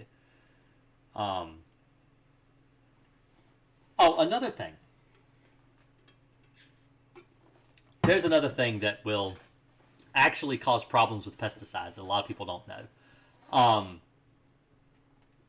It doesn't happen very often, but it does happen sometimes. If your city water is very highly concentrated bleach in the water, chlorine. Chlorine is used in a lot of city water to kill viruses, bacteria, and stuff like that in the water. When they filter the water, when they treat the water, it's treated with chlorine. If you have a lot of chlorine in your water, it will affect your pesticide. Chlorine is actually one of the things that breaks down chemicals. So if you spray pesticide in your house, and you're wanting to get rid of a place where you've got some residue, like on a baseboard or something, you're like, I just don't want that chemical there anymore. If you wipe that area down with like some bleach, like a bleach wipe or something, not actual Clorox wipes, because they don't actually have Clorox in them, but an actual paper towel with a little bit of bleach on it, and you actually bleach that area, it will kill the chemical. It actually will reduce the effectiveness of the chemical.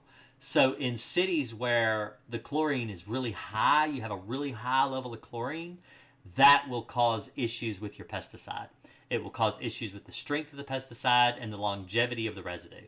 So keep that in mind. If you're using pesticides regularly, you may have to step up your treatment. So instead of doing maybe once a month, do it like once every other week.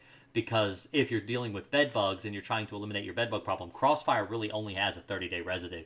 And it's very possible that if your city water has high levels of chlorine, then you may have to treat twice a month to get rid of your bed bug problem. And I just thought of that just off the top of my head because I live in the country. We have a lot of well water out here. And so I don't ever deal with that problem with chlorine. But it is an issue with city water that has the high chlorinated, not every city has high chlorinated water. Just a little trace amounts of chlorine in the water is not going to be a difference. But you can smell the chlorine. When you turn your tap on, if it smells like a swimming pool, that might be a little bit too high. And you might think about that when you or maybe filter your water, or maybe get distilled water or something like that to mix your chemical. Normally I say tap water is fine, but if it's high chlorine, you want to use something different than city water. I treated my house with Crossfire because my son brought bed bugs in. We do junk removal. We come in contact with all kinds of critters. After treatment, I swear I had no spiders or other weird bugs in my home. Yeah, it'll kill every bug in your house. It's very effective. I've noticed that bed bugs, actually, all bugs.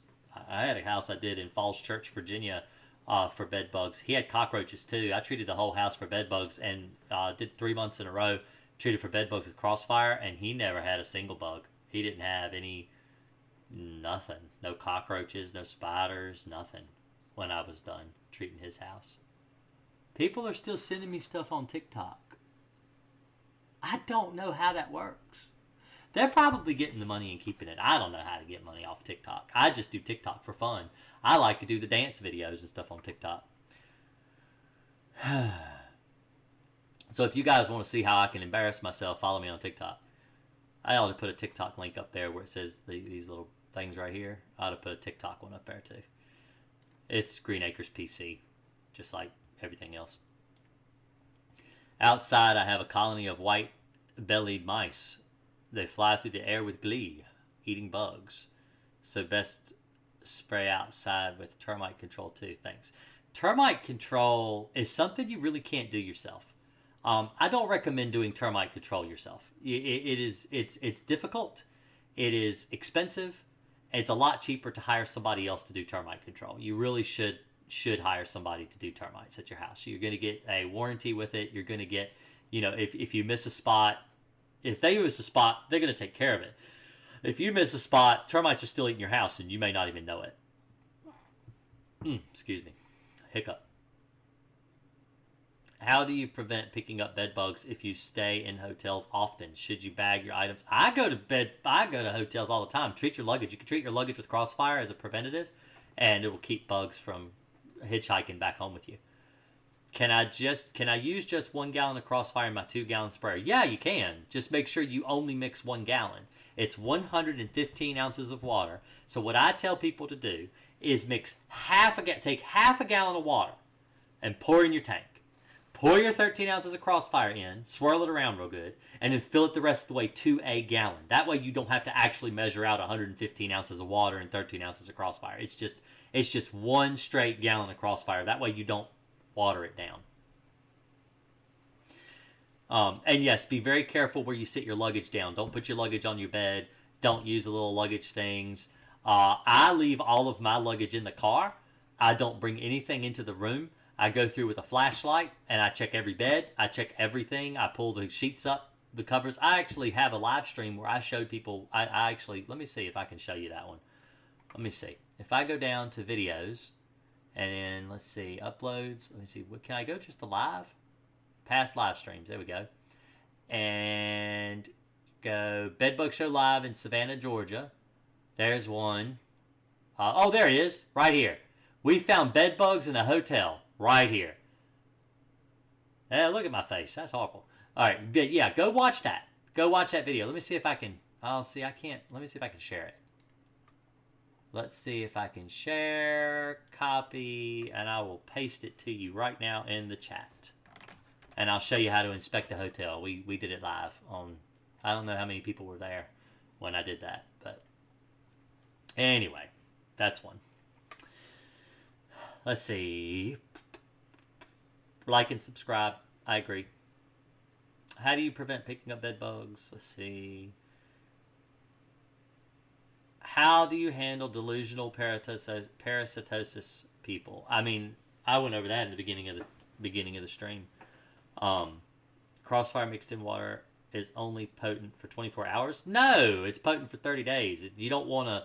The problem with mixing Crossfire is it creates a gelatinous goo if left longer than 24 hours mixed. All right, it's not going to be as effective if you spray with it after it's sat for 24 hours. But once you spray it, it's going to last for 30 days wherever you spray it. It's that it separates. It separates from the water. It doesn't stay. Like, if you take a little bit of sugar and you pour it in your sweet tea and you swirl your tea around, it's sweet tea tomorrow when you sip it. But if you take Crossfire and you pour 13 ounces into a gallon and you swirl it around, it's only going to stay suspended in the water for a little short time. You have to constantly agitate your tank while you're using it because it will separate from the water. So what happens is when the tank sits overnight, or even 2 or 3 days, that Crossfire actually settles. It's heavier than water, so it settles down to the bottom. It's like if you take oil and you put it in water and you shake it up, yeah, the oil will stay suspended in the water, but eventually the oil will actually separate and the oil will sit on top and the water will be underneath. Well, Crossfire is heavier, so it goes under the water and the water sits on top of the Crossfire. So that's why it's not that it isn't potent or it isn't effective, it's that it separates from the water. That's why. You must be a fun dad.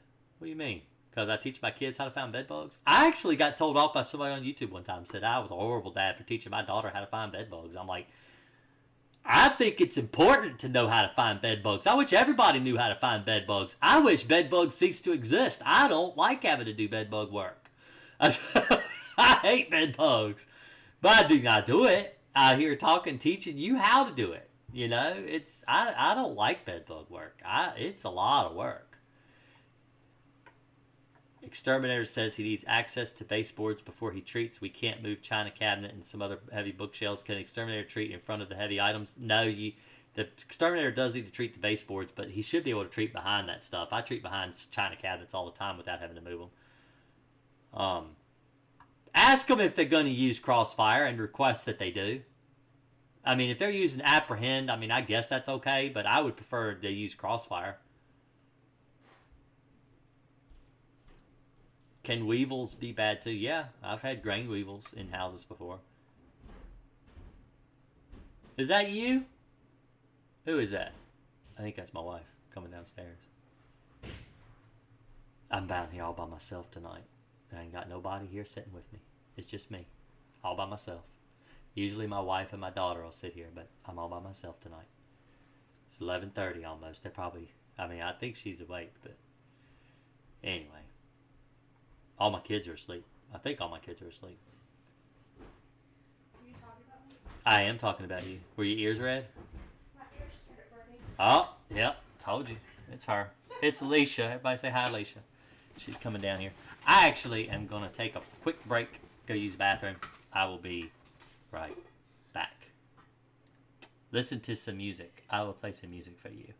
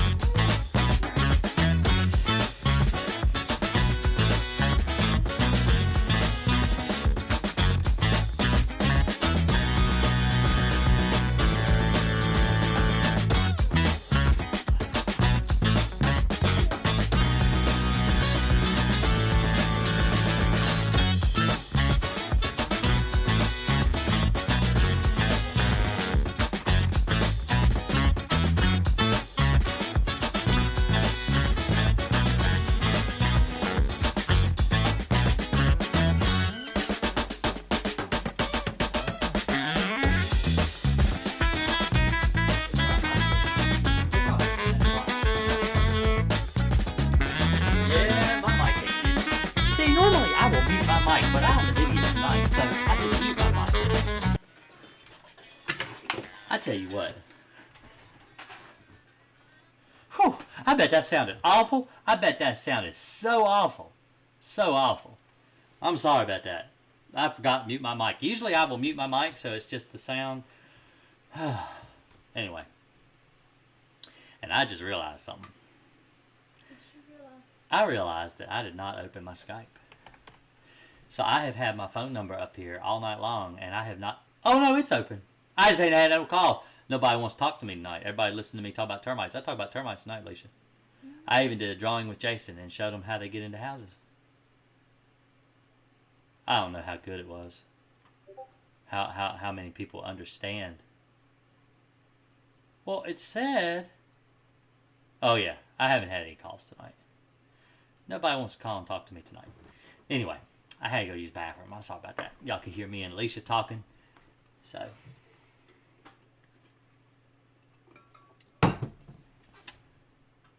Let's see. What's going on? Is remaining standing on public transportation a good preventative from bringing home bed bugs? Yeah, it's better than sitting down. You don't want to sit down. I don't sit down in a customer's house. If I go into a house and they have bed bugs, I don't sit down. I don't put my iPad down. I fill out the paperwork. I stand there. I have them sign with the Apple Pencil. I give it to my son. Hello. I hear myself. This is Green Acres. Uh-oh. I think I just hung up. I did. I just hung up. Oh, the first call you get of the night, you I accidentally hung. You're going to have to call me back. Call me back. Call me back. Whoever called me, call me back.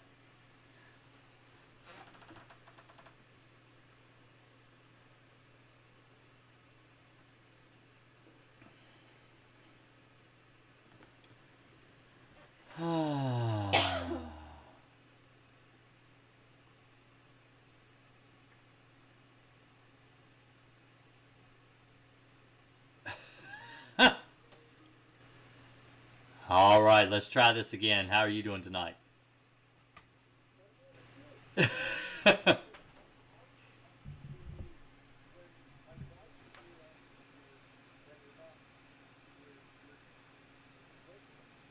Well, you called. You you may need to mute your computer though, because I can kind of hear myself talking through your speakers.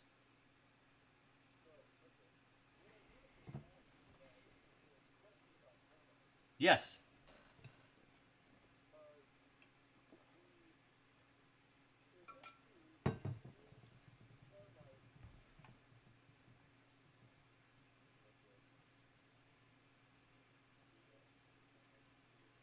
I am.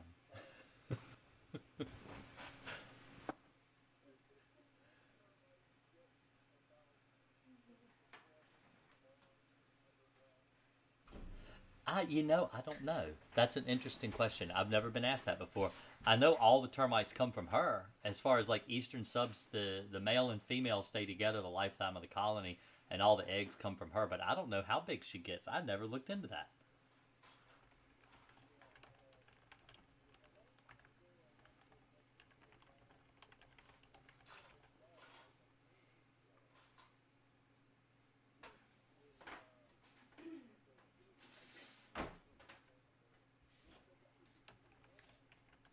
Man, that would be awesome.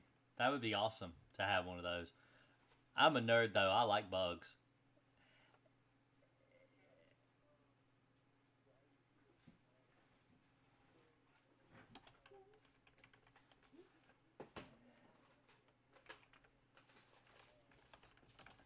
Yeah, it says here that they don't get that big. Now, the ones down in Africa get really big. The ones where they build their colony above ground, and you'll see pictures of them where they'll be like these almost like these termite skyscrapers that stick way up out of the ground. Those queens can be like 6 inches long. They can be really big. But the eastern subterranean termite, I don't think gets that big. I think they only get about the big as a match. They don't get much bigger than that. So, but you have a good night. Thanks for the question.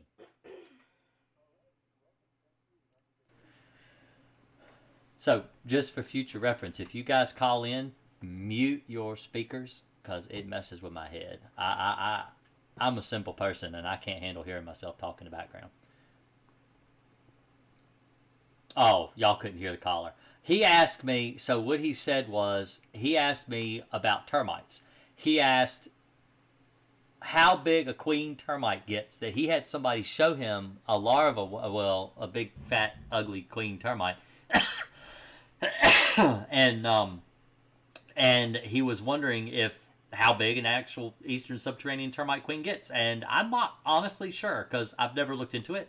But from everything I'm looking up online, they can be about an inch long. They could be really, really large. But compared to a baby, or like a little termites, are really, really small. Like, I wish I had something here to compare to show you about how big a termite gets, but I don't have anything to show you.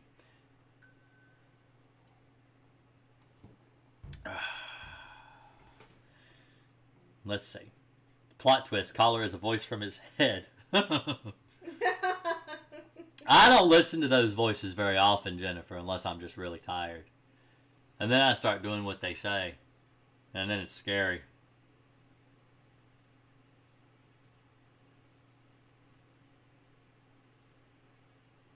Where can I get a gallon sprayer? You can get one on Amazon. I've got some listed on my Amazon page. I don't really self-promote myself. Like, I really don't. I've got books that I've written. I used to talk about them. I don't even talk about them anymore. I don't even think I sell very many copies. Sometimes people go through and they buy them. It's like $1. Teaches people how to get rid of bed bugs. But I think information should be free. And the only reason that, Amazon, it's like a 99-cent book at Amazon. If you go to like my Amazon page and you go to bed bugs right here, bed bug supplies, and you go down, my book is right here. This is the one I recommend though. See, it's 99 cents. See, if you click that and you go there, it's free with you got Kindle Unlimited. It's free. It's just zero. It's zero. But you could get it for 99 cents with one click. A Kindle. It's a Kindle book, and in fact, if you read for free, It'll let you read some of it. Well, see, I got to sign in, or it won't let me read it. But yeah, it's basically step by step how to get rid of bed bugs. It's bed bugs, cockroaches, and fleas, and I wrote it a few years ago. So it's Jason Akers is the author, Rory and Nilesh are the editors, and they really didn't edit it. You could tell because it's horribly done. I was supposed to let my wife read over the book before I put it on Kindle, and I didn't. And I put it up there, and it's so painful. It's so painful for me to read it because the grammar is awful. It's just like I'm talking to you now. It's definitely not grammatically correct. But you learn how to kill bed bugs. It'll teach you how to kill them all right, you know. But it says the publication date was December 1st, 2019. So it's been 3 years. 3 years since it's been up there. But I should read it for Audible. I don't know how to do that. I would do that, but it's 41 pages. It's so small. It's not. But that would be All right. good. There are books on Kindle that you can get about how to kill bed bugs. It's like 200 pages. And they go over like the history of bugs, and they talk about where they came from and their genealogy and all this stuff and how to tell like the different bugs apart. My book is just step 1, do this. Step 2, do this. Step 3, do this. Step 4, do this. And, your bed bugs are dead. That's all. It's really easy to understand. It's really, really easy. And I don't like these books where they fill up chapters upon chapter upon chapter of just information on bugs, entomology, and all that stuff. I don't feel like you really need that when you're killing bed bugs. You know, it's something that, I mean, really, honestly, you don't want to waste time. If you have bed bugs in your house, you don't want to waste time reading through 10 chapters of a book before you actually get to this is how to take care of the problem. The number one complaint that I get on all of my videos on YouTube is that I talk too much before I get to the meat. All right? None of my videos are longer than 20 minutes except my live streams. People cannot sit through 5 minutes of me explaining why I'm talking about what I'm talking about before they get irritated with me about that I haven't told them how to solve the problem yet. You know, that's like my number one complaint on all my YouTube videos is that I talk too much. All right? So I know that people don't want to read through a bunch of mindless drivel, and so that's why this book is like, it's really, I mean, I have read this book. I have read this book live on stream before where, you know, I just read through every page just to show people how to get rid of their bugs. So I don't recommend this one. This is an older one, but these are both books that I wrote on bed bugs. This one is in this one, but this goes over 3. There you go, bed bugs, cockroaches, and fleas. Because these are the top 3 things I get asked questions on YouTube all the time. So, but yeah, I could read it for Audible. I could. I don't know how that would. I don't know. I never looked into uploading it for Audible because it's just so little. It's really not much at all. But anyway, let's start talking about something else. Oh, somebody on TikTok actually asked how my baby was. Let me see if I can, maybe it's I'm wondering if I can turn up. There we go. Now I can see good. Technical difficulties. Let's see. Hi, Alicia. B&G Thumb. How's the baby? Baby's good. Baby's healthy. Baby's sleep. Baby's eating good, too. Baby eating good. A baby fat. My 6-month-old baby is gaining like, what, an ounce a day? Almost an ounce a day. He's fat. He's fat like me. He gets fat. You know, here's the problem with pest control. All right?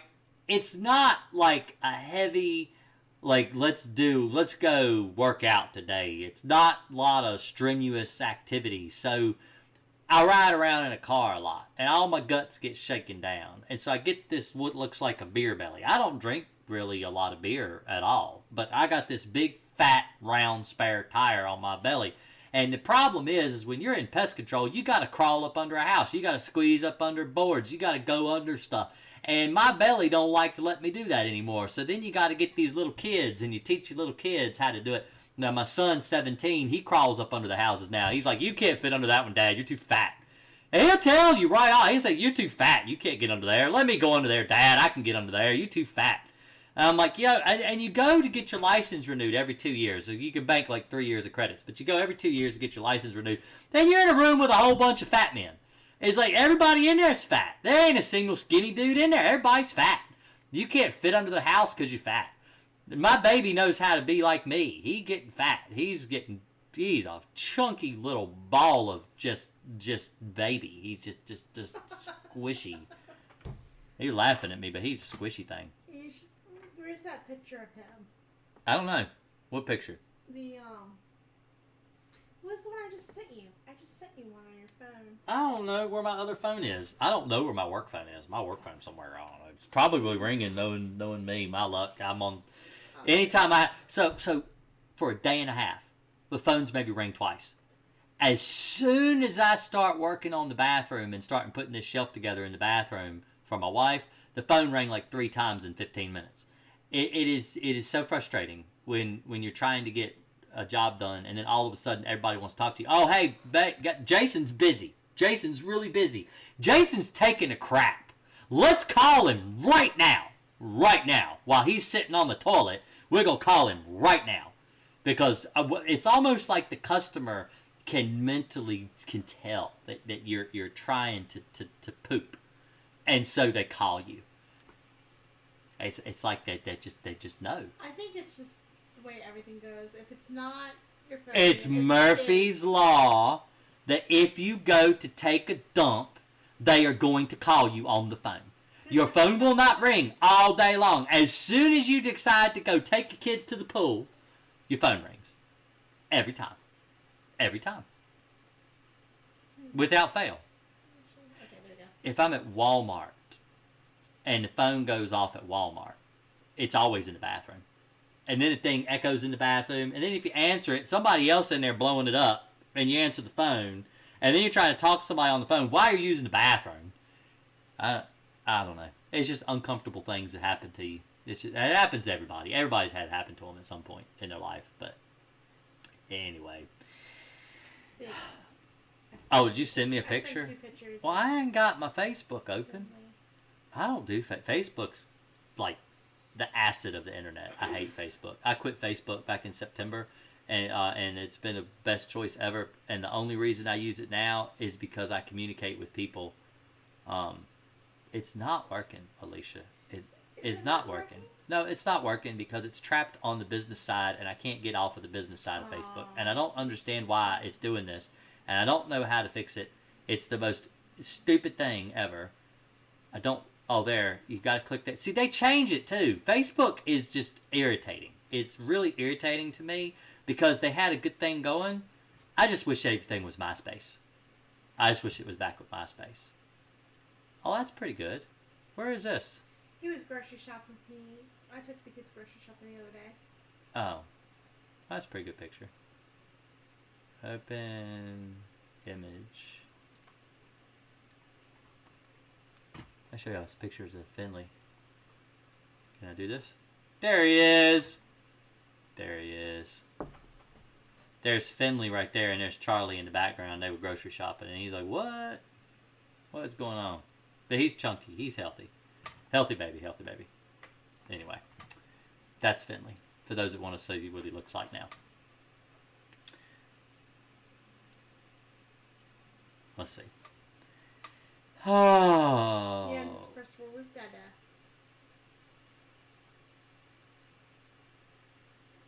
Was he with me that day? He wasn't with me that day. He was wearing his hat. Did I take him on with me that day? No, I had him. Oh, his first word was Dada. Yeah, that's pretty important.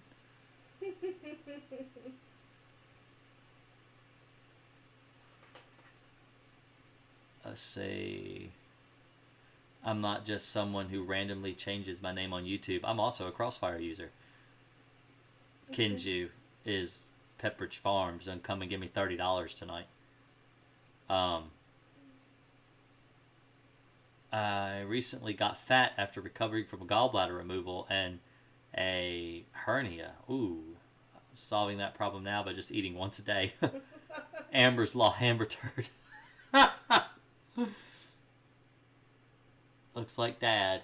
Shout out to Alicia. Oh my goodness. Sitting here in my chair, I don't see how streamers do it. They'll sit for like hours playing a video game, and they won't get up to use the bathroom. And like, I can't do that. But anyway. Well, you don't have to know that they're wearing a Depends, you know. Maybe they are wearing a Depends. Maybe that's what they're doing. Maybe they're poop socking it or something. I don't know. What? That's a phrase. That's a real phrase. That's not like a fake thing. That's a real thing. Look it up. Don't look it up. Don't listen to me. Don't look it up. Don't look it up. I say look it up. Don't look it up. You don't want to look it up. Don't do what I say. Unless you use a Crossfire to kill bedbugs. That works. That works really well. So. Only for your pest control advice. Yeah, listen to the pest control advice. Don't look up crazy things on Google that I talk about, because you will regret it. Anyway.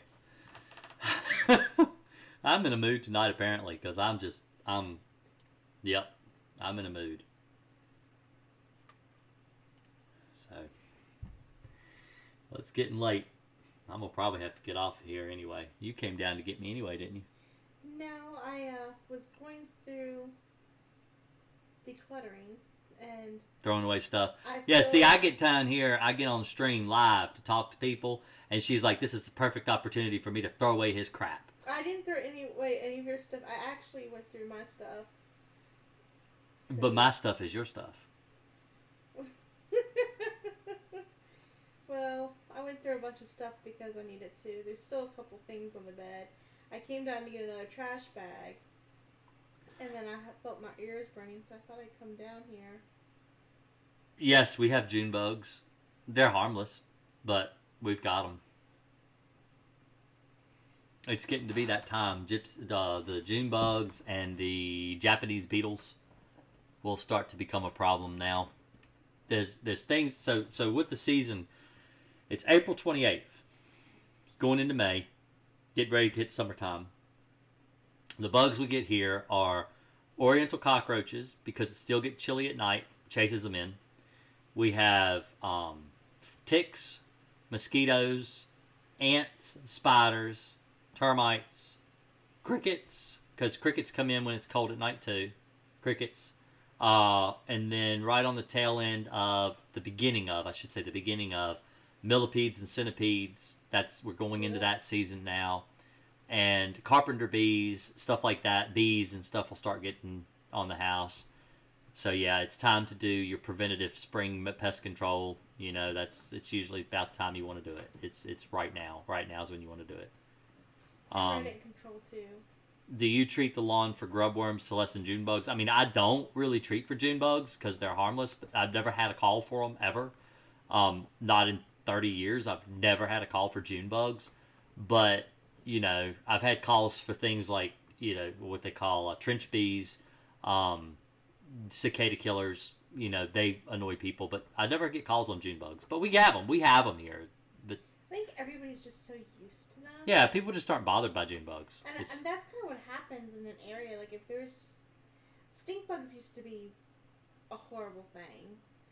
But as everyone kind of acclimated to them, people have become less worried about them. That YouTube was Alicia's job. I mean, Alicia's idea.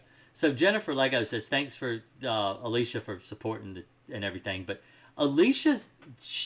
this is her idea. The reason I'm on YouTube at all is because I came home. This video right here, let's share the screen. Let's share the screen. All right, so if you go to my videos and you sort by, let's see, let's look at all videos. No uploads. Okay, sort by the oldest. This video right here. Why heat treatments don't work for bed bugs. 201,000 views. That video had like 150,000 views in the first month. I could not believe it. I absolutely could not believe that I put that video up in like a month or two and it had hit 150,000 views. It's insane. But I told that story to my wife. I had come home. Well, it had been a while, but I came home from and I told my wife about a heat treatment that was done for bed bugs out of Smith Mountain Lake, Virginia. It's in Bedford County, and that I had actually, I think it might be on the Franklin County side, but it's at Smith Mountain Lake.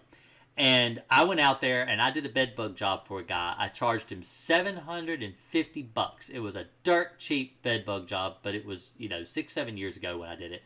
And I came home and I told my wife that a competitor had gone out there. They had charged him $3,500 on a heat treatment. 3 days later, the guy's getting eaten alive by bed bugs. I came home and I told my wife I don't understand why this is a continual thing. That this is just something that these exterminators continue to push. They push and they push and they push for heat treatments. The salesman comes out and they will tell you the only way to get rid of your bed bugs is to do a heat treatment. And that is a lie. It's not true. It's not effective. They don't work. It's why don't you just take your money and just put it in the shredder? Burn it. Just burn it in the fireplace. That's what you're doing with your $3,500. It does not work because as soon as they turn off the heat treatment machine, there is nothing there to kill the bugs. And if they do use a chemical, it is a low-grade, trash, crap, awful product that doesn't last more than 2 weeks. And this is the problem with heat treatments. I hate them. I despise them. They make the industry look horrible. They make exterminators look like morons. They can't get rid of a bug that isn't that hard to get rid of at all. I mean, I'm teaching novices. I'm teaching people that have no experience getting rid of bugs like me. I've got 34 years of experience. No one has the level of experience that I have in this area of Virginia that is still working other than my dad that's still doing pest control right now that works every day, all the time. No one. All right? I teach people how to do this, and they can go, and they've never done it before. They get themselves a spray tank. They get themselves some Crossfire. They go in, they kill their bed bugs, they get rid of them. They don't have to have $10,000, $50,000, $100,000 invested in a heat machine because they go in, they use Crossfire, it works. This is why I have a problem with the industry. I have a problem with gimmicks. I have a problem with termite dogs are bullshit. I hate them. Sorry. They're crap. You send a Yorkie or a Jack Russell under a house to find termites, and the dog says, oh, there's termites under there, bark, bark, bark, there's termites, and you don't crawl into that house and check behind that dog to make sure he did or didn't find termites, you're a dumbass for trusting that dog. That's stupid. All right? If you're going to use a heat machine, these are the gimmicks of the industry that has been here since the last 30 years. These are things that crop up. What needs to happen is someone needs to sue Orkin. Someone needs to sue Terminex. Someone needs to sue these corporations that push these heat treatments on their customers and force them to buy these expensive treatments that don't work. They need to get sued because of damages, emotional damage, psychological damage, the damage that bed bugs do to you psychologically, mentally. They need to be sued. They need to be taken to court so people stop pushing these treatments that don't work. And so that's what I told my wife. This is the kind of what is it? What is the word I'm looking for? I get really upset, okay? Because I've been in this industry for a very long time. I have grown up in this industry. I have seen so many gimmicks come and go, and heat treatments is just the next one. And so that's why I do these videos. That's why I have that video right there. I made that video right there.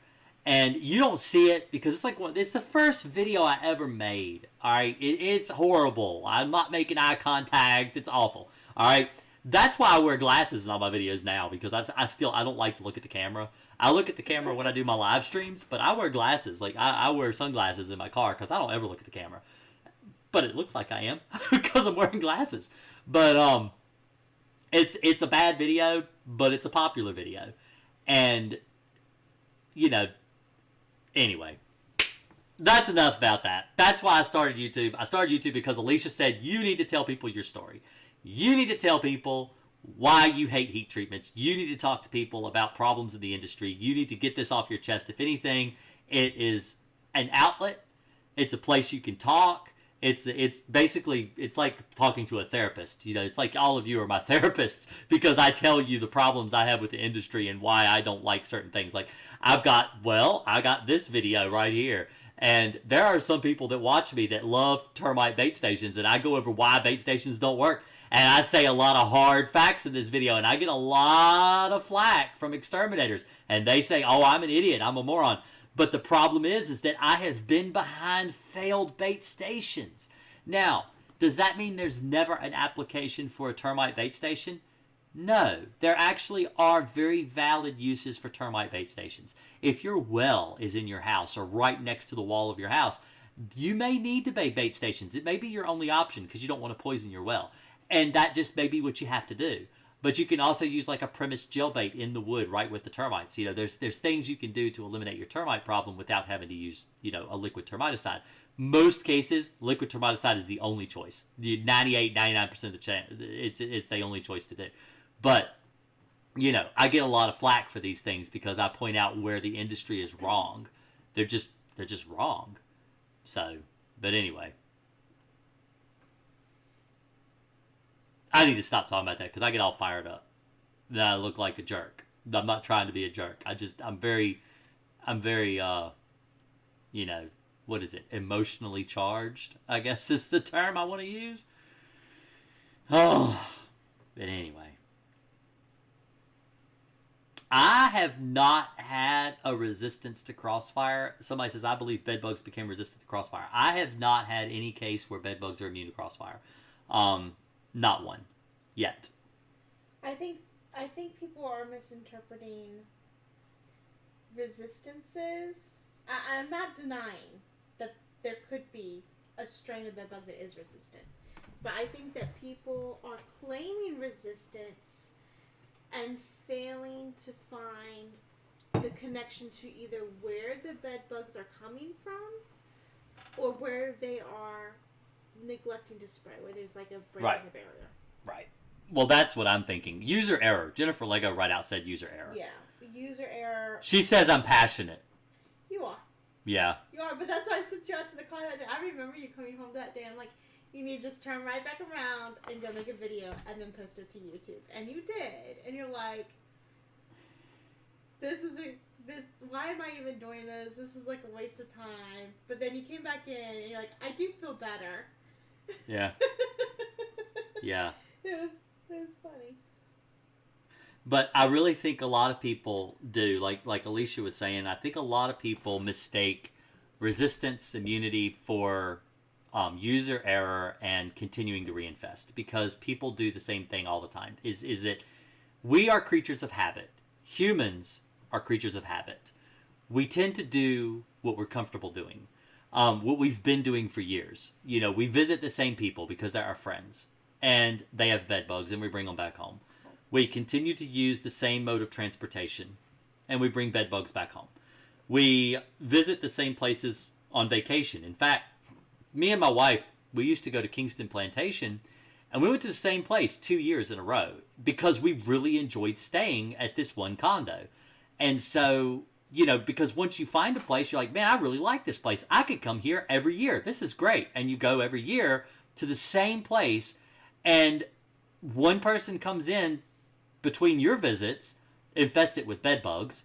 You go and you start bringing them home, not realizing you're bringing them from that location. And you may bring them in. I actually had a guy call me one time and he's like, I don't know where these bed bugs are coming from. They come in every like November, December. I get bed bugs and it takes me 3 or 4 months to get rid of them. And then I'll go almost the whole year. And then right around Christmas time, I get them again. And I found out that he was going on vacation with family around Christmas, picking them up, going to the same exact house every single year, picking them up there. And once he started going to a different house, because they would all pitch in. You know, he was older, and all his family members were older, and so they would kind of pitch in to get a nice place, you know, a place that would seat 24 people, big huge house, but the house had bed bugs. And a house that size would be expensive to eliminate bed bugs. Sometimes people are trying to do it on their own, and they're not able to get rid of them. And you know, there is a lot to be said for hiring a professional. That being said, you know, you can get rid of bed bugs on your own. It's not impossible to do it on your own. You can save a lot of money doing it yourself. But sometimes You just need a professional's eye. Maybe, so let me give you an example. Me and my son, we will go into a house and do a bed bug job. He has found bed bugs where I have not. He's an extra set of eyes. Even if it's not a professional, even if it's just another person to help you, maybe they'll find where you've missed a spot. Maybe you're missing the same spot every single time you spray. It happens. Everyone, I mean, we're not perfect. We're people. We're humans. We're fallible. We make mistakes. So it's very possible that you're just making the same mistake over and over and over. So. Well, I was about to say, sometimes it does take that professional, because like you were talking about your customer that was getting them around every Christmas. Yep. When they would rent, you have to, professionally, when you have a house that you rent out that has like 25 people, those houses aren't rented often.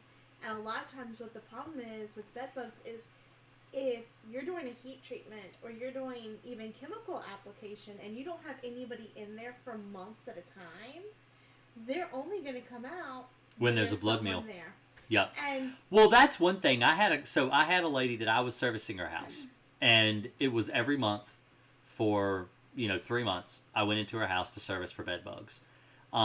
Every time I would leave, I found this out the third visit, the third and final visit, that she would, every time that I would leave the house, she would go and put interceptors on the bottom of the bed. And I didn't know she was doing this, but the whole way Crossfire works is you don't put a barrier between you and them. You allow them to come out and get in the chemical and die. And so when you put a barrier between you and them, well, they can't get to you. They can't crawl over the bed. They can't crawl through the chemical. They can't die. And so we found out that she was doing that the last time. She said, well, I have an admission. I need to admit something to you. And I said, what's that? And she said, well, this is what I've been doing.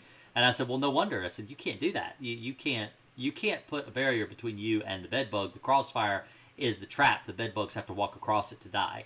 And you're the bait to the trap. So so she threw them away, and then the bed bugs died. And so this happens. This is something that with an extra set of eyes, more knowledge, like I said, this is what I do. I've been doing bed bugs 23 years. The first bed bug job I had, I was 17. So I'm 40 now, and I've been killing them. I mean, I haven't been doing bed bugs my entire career because bed bugs haven't been a problem my entire career. But for the last 23 years, I've been killing them. But no, the bed bug traps aren't effective. They don't work. Bed bugs can climb a smooth surface. I mean, I've got these I get these ones right here. These ones right in here in this little vial. And this is it's not smooth in here, but if I take this little thing out of here, that little mesh, they can crawl up that. I've got other jars that they can crawl up. I mean, those are my bed bugs. Y'all know I have bed bugs. A lot of people know I have them. These are my friends. See? My bed bugs. Those are my bed bugs. Anyway, I show TikTok. I show YouTube my bed bugs. They're my friends. But anyway, yes. But if tap water has high chlorine, it can cause problems with pesticides. So, I think I'm going to get off here. I've been on here for 2 hours. 2 whole hours. I know I had coffee, but... Oh, yeah, that's why you're hyped up. You ready to go to bed, aren't you? No, I had coffee too, and I'm feeling... Well, I had Rory make me a cup of coffee, but my son is a barista, yeah. and he makes the best coffee. We've been teaching him since he was like, what, 8 or 9? Since he was 8, he's been making coffee. That boy can make a cup of coffee. But anyway... I am going to have to get off here. I got to get out of here. It's been 2 hours. I appreciate everybody hanging out. Irma I'm going to call you Irma, has stopped by here on TikTok. And I got a couple people watching me on TikTok. And I got 19 people on YouTube. If you haven't already liked or subscribed or followed me or whatever, you should. Because I do this every week, every Thursday night. I already have a video live. Let me show you. I could do a sneak peek. Let me see if I can get this thing to load up here. I'll show you what I'm doing this week. So, this is my sneak peek. What am I going to show you anything? I don't think I'm going to show you anything. So let's see if I can just do this. Alright.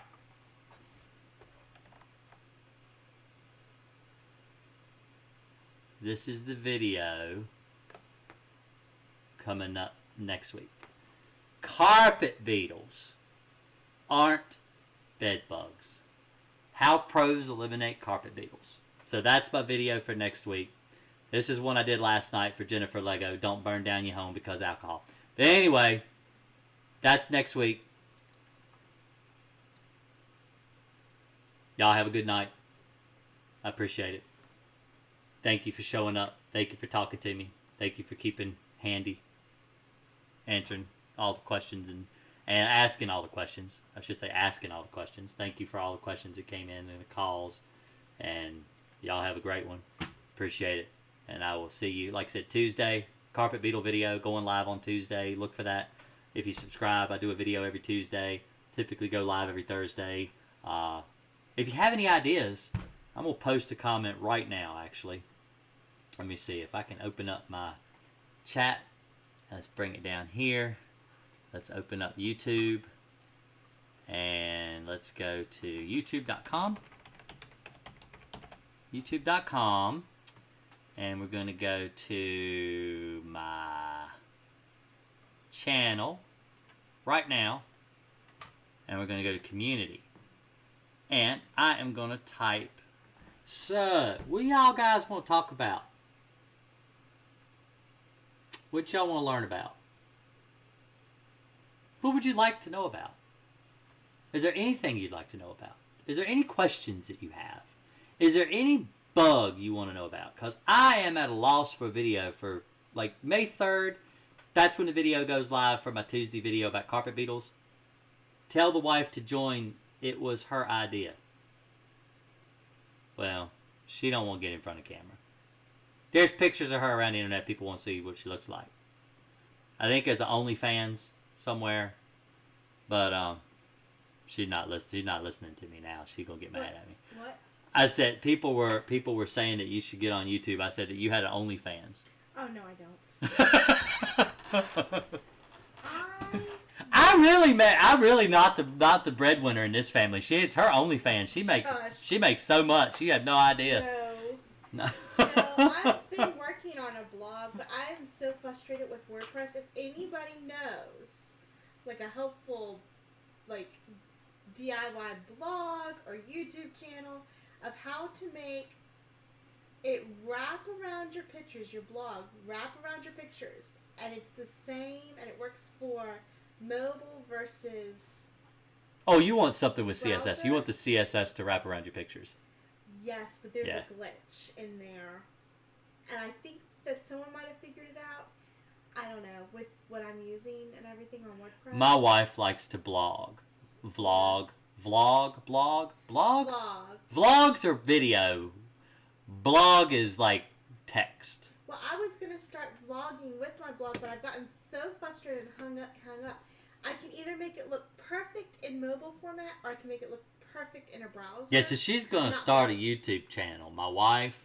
But she does stuff like how to diet and how to help with your babies and make sure they're healthy and how to clean your house and how to do stuff like that. That's what she does, all like the home ec. Basically, it's home ec with Alicia. She does stuff like that. That's what she does. She don't do bugs. I do bugs. I do like the hippie home ec. Yeah, hippie home ec. That's right. That's a good name, hippie home ec. That's pretty good. But anyway, y'all have a good night. I appreciate it. I'm gonna go ask a question right now on my chat, whatever, on my community tab. Let me show you real quick. Let me share it. Let's show you. So this is my community tab. Next. Okay. Tuesday. Next week, I have a video going live about carpet beetles. What would you like me to talk about next? And let's do a poll. Okay? Roaches. Bed bugs. Let's add another option. Let's say ants. Let's add another option. Fleas. Let's add another option. Anybody got something?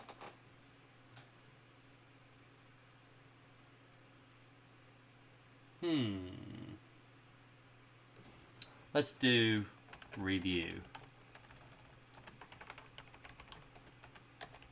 Pest, P-E-S-T-I, pesticide, review. There we go. I think I can only do 5. Yep. So let's post that. There we go. It's live right now. So go over to the community tab. I'll post the link in the chat right now, if I can get it to work. And you guys can go and comment on that and tell me what you want me to do. If I can bring up a chat, I will do it. Where is it? It's right there. There's the chat. It's in the same window. I do here. There you go. Go check it out. And if you have another option that isn't there on the poll, put a comment below. Y'all have a good one. See you later.